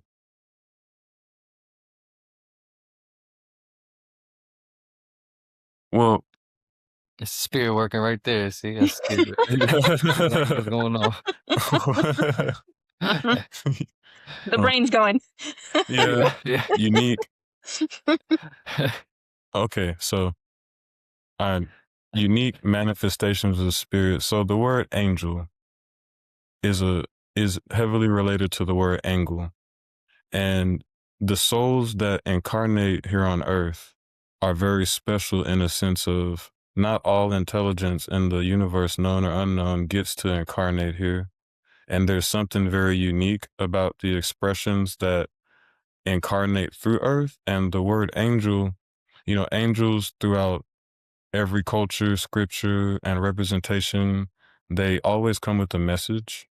And it's a very unique and a very powerful message, and a message that pushes things forward or provides revelationary thought. And when you spoke in the beginning about your reoccurring dreams that were revelationary, something that stood out to me in particular, because even in your name, Sunshine, and how much you embody the light, an angel is a pure light entity that delivers a message. And I know in the Bible, speaking of revelationary context, it speaks about how in times of chaos, the revelationary times, how it can be for some people, but it doesn't have to be. There's going to be angels standing on each corner that provide guidance, correction, and direction. And something that I've always made a connection with very spiritually profound people, or people who have gifts, and people who are able to figure themselves out with the level of depth like what you have. For example, you become essentially a pillar in reality that feels very still and secure. Like even the way you speak about it, you're very solid. You're not I can tell that you're not easily dragged off course to the left or the right. You're very grounded in like a qigong sense, in terms of where you're coming from. And there's something beautiful about us embodying some of these higher concepts and bringing some of those things back into our reality, as we are such powerful sentient beings. And the angelic presence that we start to embody when you go through awakenings and things like that, it seems like you have a very strong grasp on that. And I think of individuals, how you were expressing uniqueness, is that we need to honor each other for our profoundness and unique gifts, because I feel like there's a lot of salvation in that, as we start to open up and look around and see who's actually grounded and standing still, and the amount of help that you can provide once you get to that awakening point. Is that martyr vibe that you felt earlier. It's like, this is something that, not necessarily that you have to do alone, but there is a level of sacrifice of yourself for the greater good. You know, it requires a lot of integrity, I've noticed, you know, especially to keep the ball rolling, you know, and enhance and, you know, increase these skills and, you know, become deeper in contact with channeling. Because like me personally, I had a very similar psychedelic experience to how you described your ayahuasca experience, and you became very verbal. And I wasn't aware of that till you expressed it, that not everybody has verbal moments during psychedelic experiences. And for me, I split into two entities. I was my higher self. It was like I had two brains that were independent, but I could feel both of them. And, but I was communicating with the lowest of low forces, it felt like. How you were in communication with a very supreme high source, God, intelligence. It felt like I was communicating with the exact opposite from the depths. And it was very strong and powerful. And it was a very long dialogue back and forth for hours. And it was between me, my higher self, and the lower vibrational voice, who was essentially fighting to claim me. And the dialogue between my higher self, my human third dimensional self, and that lower dimensional force, I remember it felt like a really intense trauma cleansing exercise, to where I was going through, because something that I face in terms of fear is overthinking, like a sort of paralyzing type of fear, anxiety that can leak into maybe even performance and things like that. And I could feel how much I was encountering, because I was shaking. I was literally shaking on the bed. You know, it felt cold, you know. But then as I fast forward from that, I came out of that with the most peace and clarity because of the conversation that I had, and how in depth I was able to go with the ultimate low and my higher self. And I never felt confidence like that before. I never have felt love like that before. I had never felt that level of cleanliness before as I felt my higher self. And then I fast forward, you know, years into the future, and I had another moment that I had probably a channeling experience that I understand now, after, you know, learning more and speaking with more people like yourself and hearing other experiences, to where I was introduced to something like you described that was very high. And it was a female, because that's what it looked like. That's what it felt like. I got just an obvious, this is a female, just really high, pure divine source. Her body was made out of the cosmos itself. But it's interesting, in that situation, we just shared space together. We were holding eye contact for maybe 45 seconds, and just stillness and quietness in the cosmos. And it was interesting because I was driving, and I was just gone. And then when we had that moment of silence together, I entered my body, and I was still driving perfectly, and I knew the maneuvers that I had taken while I was in that state. It didn't feel possible to me. And I was like, I was still very much aware. That wasn't normal. That wasn't you know, and I took the experience as powerful. I looked at it like I was shown something that was very confirming. And then I let time pass. And then recently, I had a very powerful thought of, wait a second, you were introduced to somebody and you didn't properly take the time to engage with them after the introduction. And it took so many years. I thought about it, you know, and I was like, and I called back the image of me and her sharing space in the cosmos. And I said, I remember that feeling and I remember that image, even if I don't know their name. I don't know where they're from, but I do have that ingrained in my body.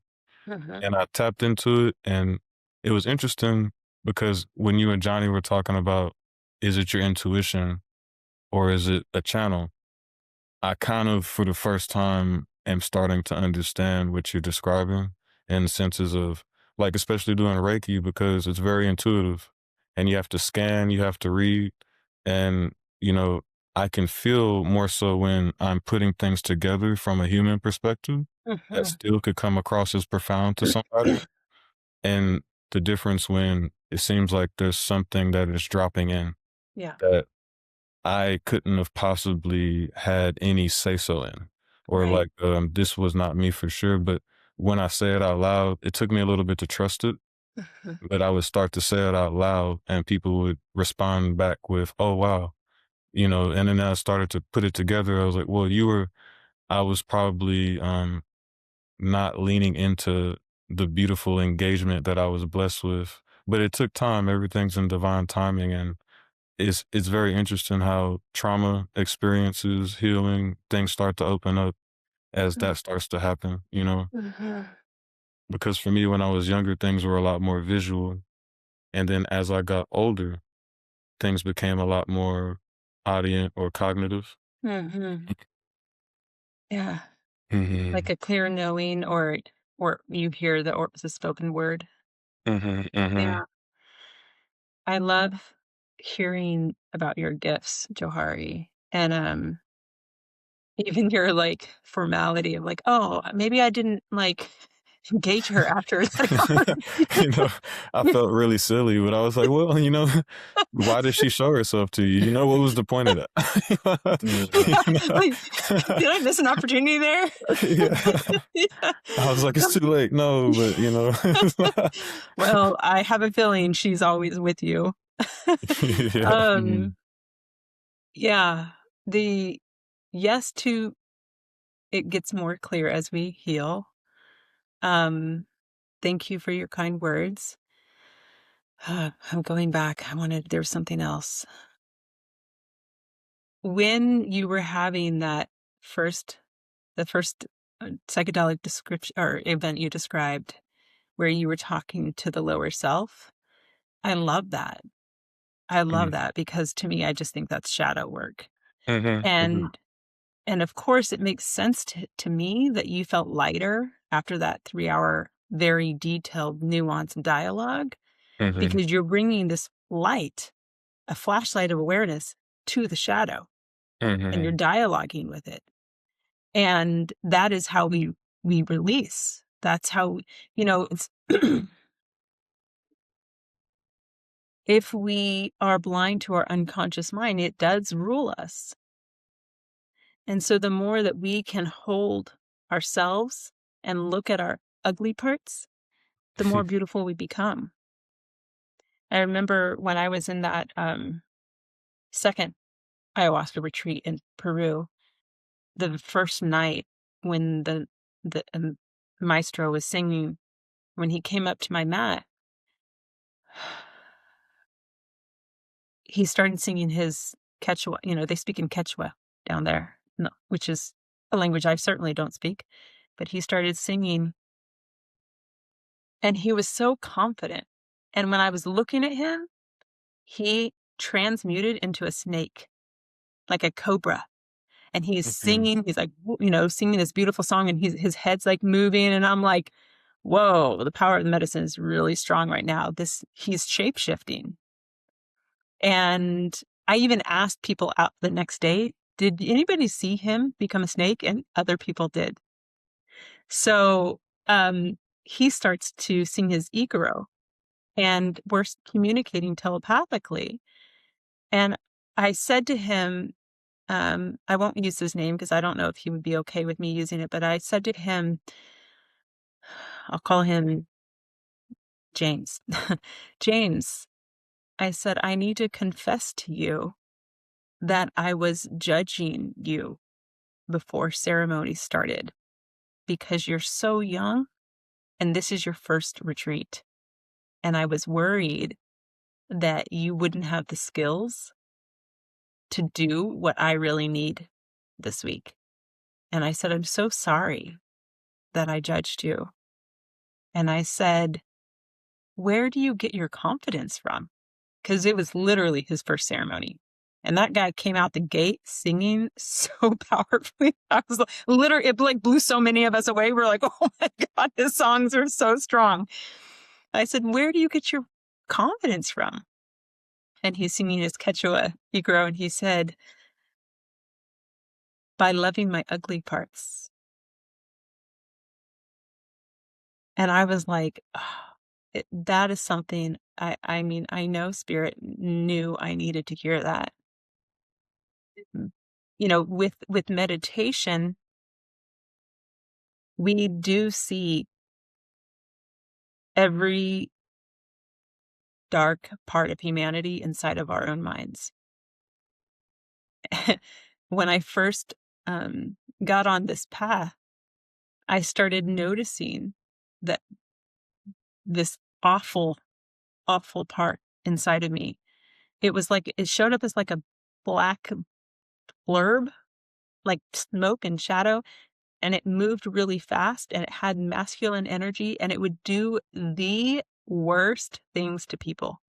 When I say bad, like the most dehumanizing, like he had a dagger, he was always stabbing people. He was morbid. And I was like, oh my God, that's coming from me. So I just named him Steve to make it easier. And for years I didn't understand. Oh my God, this is part of me. And then over time I realized, oh yeah, we all have all evil inside of us and all light. And the way we wake up is choosing the light, right? It's a choice. This is what free will is about. One time I was coming off Shoal Creek Trail and he showed up. And by this time I was really, really, really strong. And I said, Steve, I haven't seen you in a while, man. I missed you. How you been? And he was like, he's like trying to like rip me apart. And I said, baby, what do you need? Yeah. I just need love. Yeah. I was like, come here, sweetheart. There you go. Talk to his child, right? His inner child. Yeah. Wow. Yeah, shadow work is where it's at. Yeah, Definitely. I heard a story about a psychologist who was working in prisons with inmates who were voice hearing, and how she switched from relying on the medication and the traditional methods of communicating with the inmates and dealing with the voices, and she switched to engaging with the voices directly and handling them as individual personalities that deserved respect as any human would. And it was amazing how she found out that eventually the inmates wouldn't need their medication anymore after time, because she was actually able to develop relationships with the entities and energy bases that the actual people were communicating themselves, to where it was a more holistic and unified healing process that had more shadow work and trauma healing involved. And she ultimately found out that the inmates came to more peaceful resolutions with their reality. Yeah. And it started to not be, and she actually, I believe, lost her job because of that. But the universe was watching her, and the universe knows what she did. And even though she may have paid a high price, which is unfortunate, she got to take her peace of mind to bed every night, knowing that she helped so many people. And they changed her. Because they showed her that even their ugly parts just need love. And this is the integration that all these wisdom traditions talk about. It's like taking the shadow, taking our trauma, taking our abandoned selves, and bringing it all in and loving it all. And that integration is it's the only way to treat people. It keeps the human. It keeps their humanity at the center of it. So yeah, it doesn't surprise me that transformed her, and wow, so powerful. How do you feel about something I think is important to touch on, because we are speaking about voice hearing and how it is approached in the West? How would one balance the strong Western push to medicate and balance medication with the maybe more holistic or open-minded alternative healing processes that maybe you went down? Or, how does someone balance the societal pressure to go down a strictly maybe Western process? And, because I know with medication, there's a lot of side effects like emotional eating, laziness, different things can manifest when you take medication that can make it hard to engage in productive or healing, anything that requires a lot of high energy sometimes. Yeah. And I know that's a hard balance because people's families want their loved ones to be stable, but then at the same time, I've noticed that maybe sometimes when that is the stronger influence, there isn't enough room to actually explore what we've been discussing in our conversation. Right. Mm. Yeah, it's such a complicated topic because it's interesting.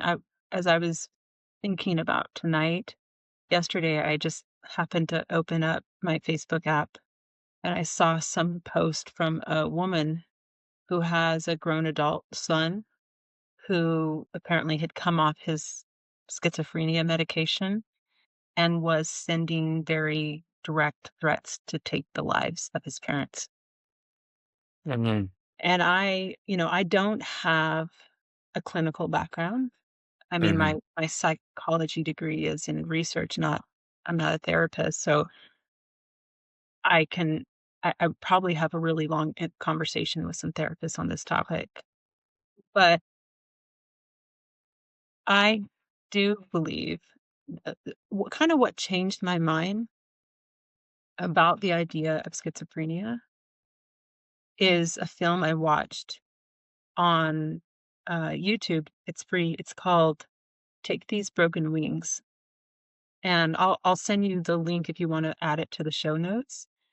Um, in my dark, I was coming out of the darkness and getting stronger. I watched this film, and it kind of was like the nail in the coffin for me when I think about, is hearing voices a pathology?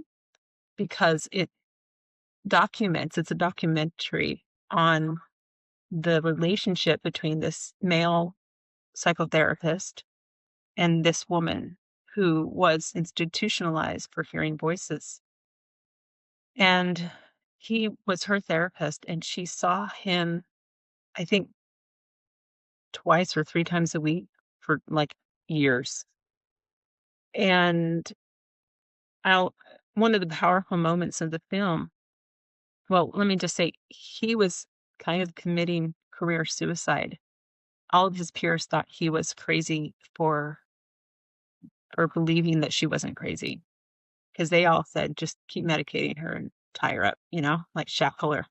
Mm. And of course she did present as dangerous in the beginning. She made threats to kill people, to take her own life. She wanted to take her own life many, many times. And he couldn't be shaken. He was concerned about her, and he cared deeply about her, and he loved her as a human.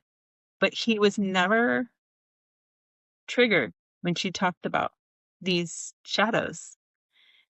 And one day she said, "I'm so scared to tell you this, but I think I need to kill you." And he said, Mhm. "Oh, really?" So they just explored what that was about. And he never lost his cool.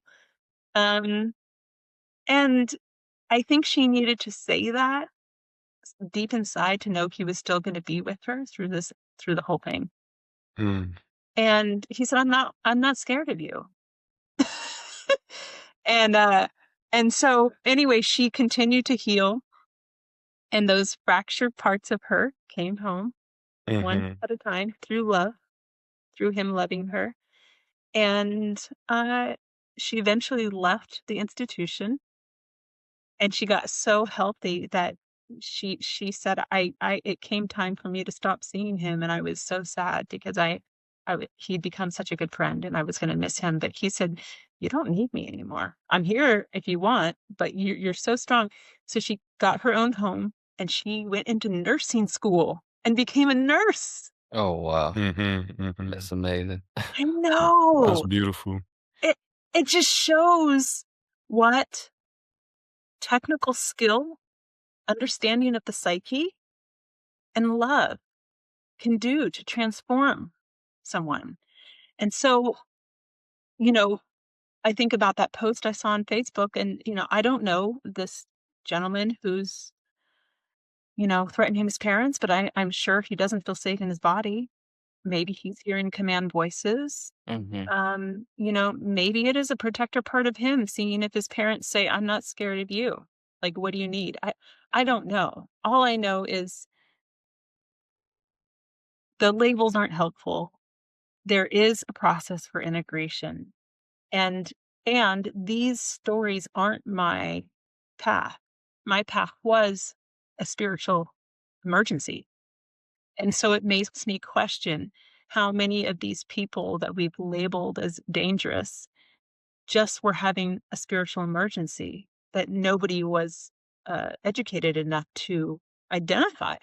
Mm-hmm. You know, I mean, I would guess a lot of them. I think about in indigenous communities, especially in the Mongolian community. There's a story I've heard from Sandra. Oh, what is her name? It'll come back to me. But she's written many books on shamanic awakenings. And one of the villagers started getting tormented by the spirits. That's what they say. It's plural for many of these communities. For me, it was just one voice. But they identified early, like right away, that it was a spiritual emergency. And so what they did is the protocol in this community is to, which I think is normal in indigenous and folk traditions, is to keep the person safe. So they put her in her home. They basically locked her in her home, and they pulled together as a community and started bringing her warm cooked meals 3 times a day. And they did this for weeks, turned into months, turned into years, turned into over a decade, because they believed that when she came out of it, she was going to be a healer. And it was I think, if I remember the number right, 16 years Mm. she was in that darkness. But she started getting stronger and stronger. And when she came out of it, of course, she took the role of the village shaman. And they said she was the strongest shaman they'd ever had in their history. Wow. Mm. Because she knew all of her shadow, like she'd integrated it all. Mm-hmm. Wow. And this is what is important for me to say about my journey. The trickster energy that I have always had with spirit has always been the purpose of the trickster energy is to be a deceptive mirror. So what that means is it's not obvious to me right in the beginning. That's what I mean by deceptive. Over time, I realize, oh, that's what spirit was mirroring. So one of the things that spirit had always done was whenever I did do a psychedelic journey and the channel would open and we would speak for hours, and I'd always write everything down on my phone, spirit would be putting really painful pressure in my body.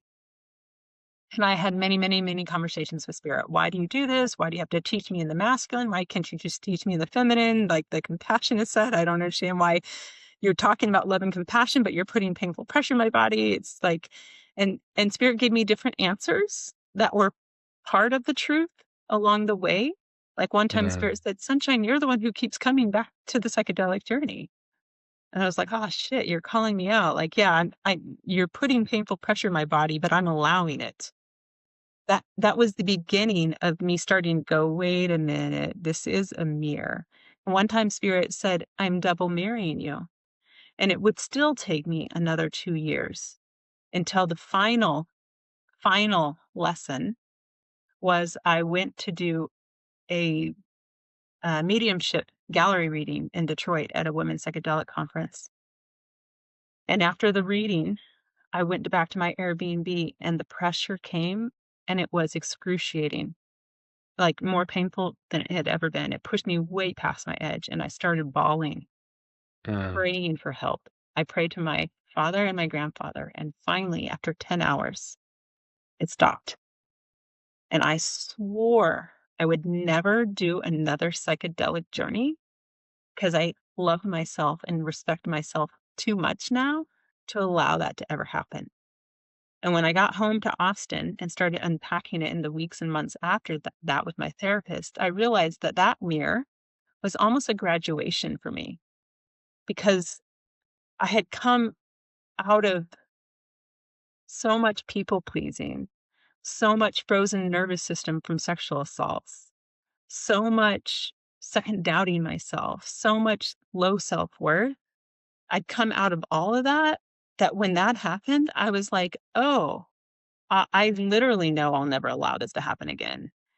And then I could look back on my romantic relationships and go, oh, yeah, I did allow people to mistreat me.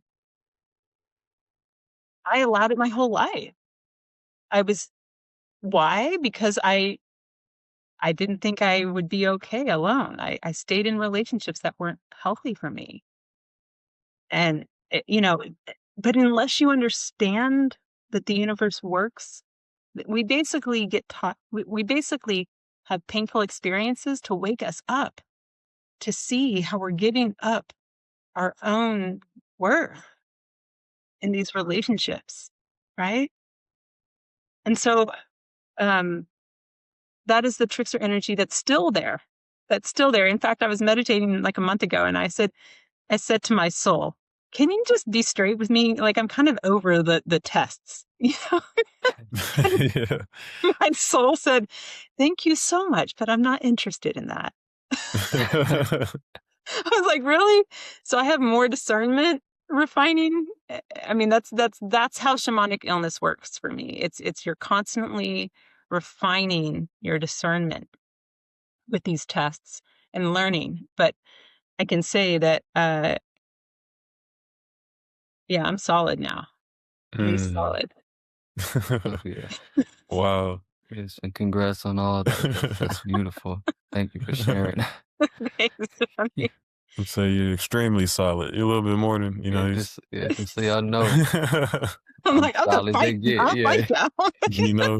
They say rocks, you solid as a rock. And rocks represent truth at all times, no matter where you're reading it. If you see a rock, it's truth, so, and you can lay your head on a rock as a pillow.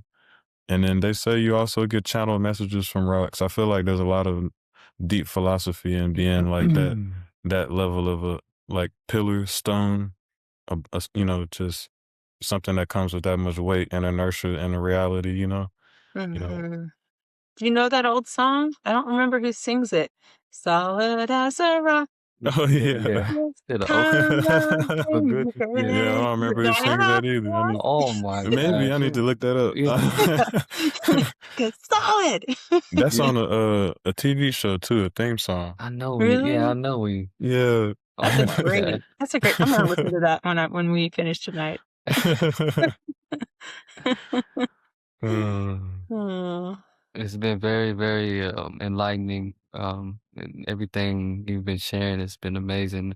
Forgive me for being quiet sometimes. I just can't help but like listen to, people's stories and try to really put myself into their shoes and to what they went through. So yeah, thank you again for sharing, for sure. No. Thanks, Johnny.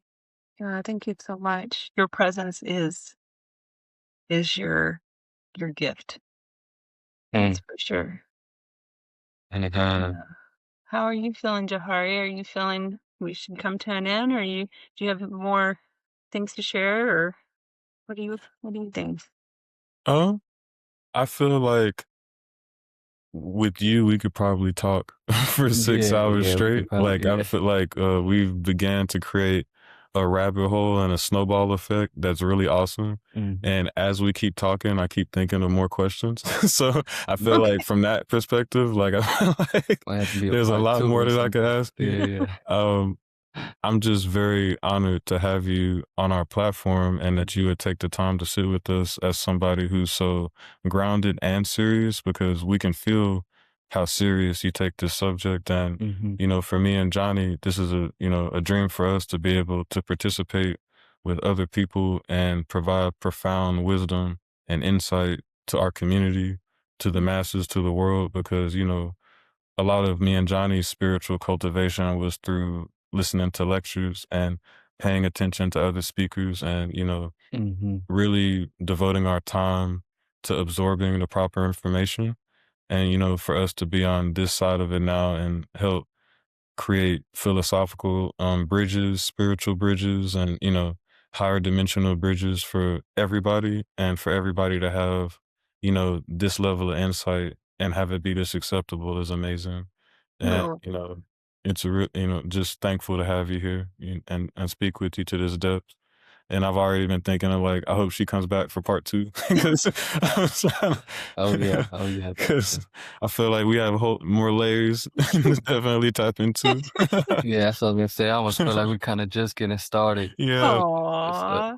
I feel the same way. And if it weren't for this human meat sack I'm wearing that's like, hey, you need to eat and go to bed, Yeah, I'd be charging for another 3 hours. yeah. I have feel you. absolutely loved your guys' duad. You're like, Johar, your mind, you're step ahead with the questions, and they're so thoughtful. And then you share a lot of richness. And Johnny, you're just so sweet. Your generous words make me feel so loved and so safe, so seen. And you're an amazing listener. You guys really have a special thing together. I feel really grateful for this is my opportunity to meet you guys. Like, how yummy has that been? I get to meet 2 friends in my community over an amazing 2-hour conversation about the coolest stuff. It's been a true joy, and I would be absolutely honored to come back in the future. And also, if there's any way I can support your guys' podcast, because I know this is kind of launching not a new season, a new version of what you guys are doing, let me know. That'd be awesome, because this has been a very special conversation. Yes. Definitely. And we would love that. Thank you very much. Yes, very, very much appreciated. Thank you, guys. I appreciate you. I'd give you a big warm hug if I was there in person, so please know I'm sending that over. It's definitely felt. Oh yeah. Awesome. Appreciate the love and the light. Ditto. Got a different view, 여유롭게 달려와 내일은 더 빛나지 당연, yeah. 내 삶은 shine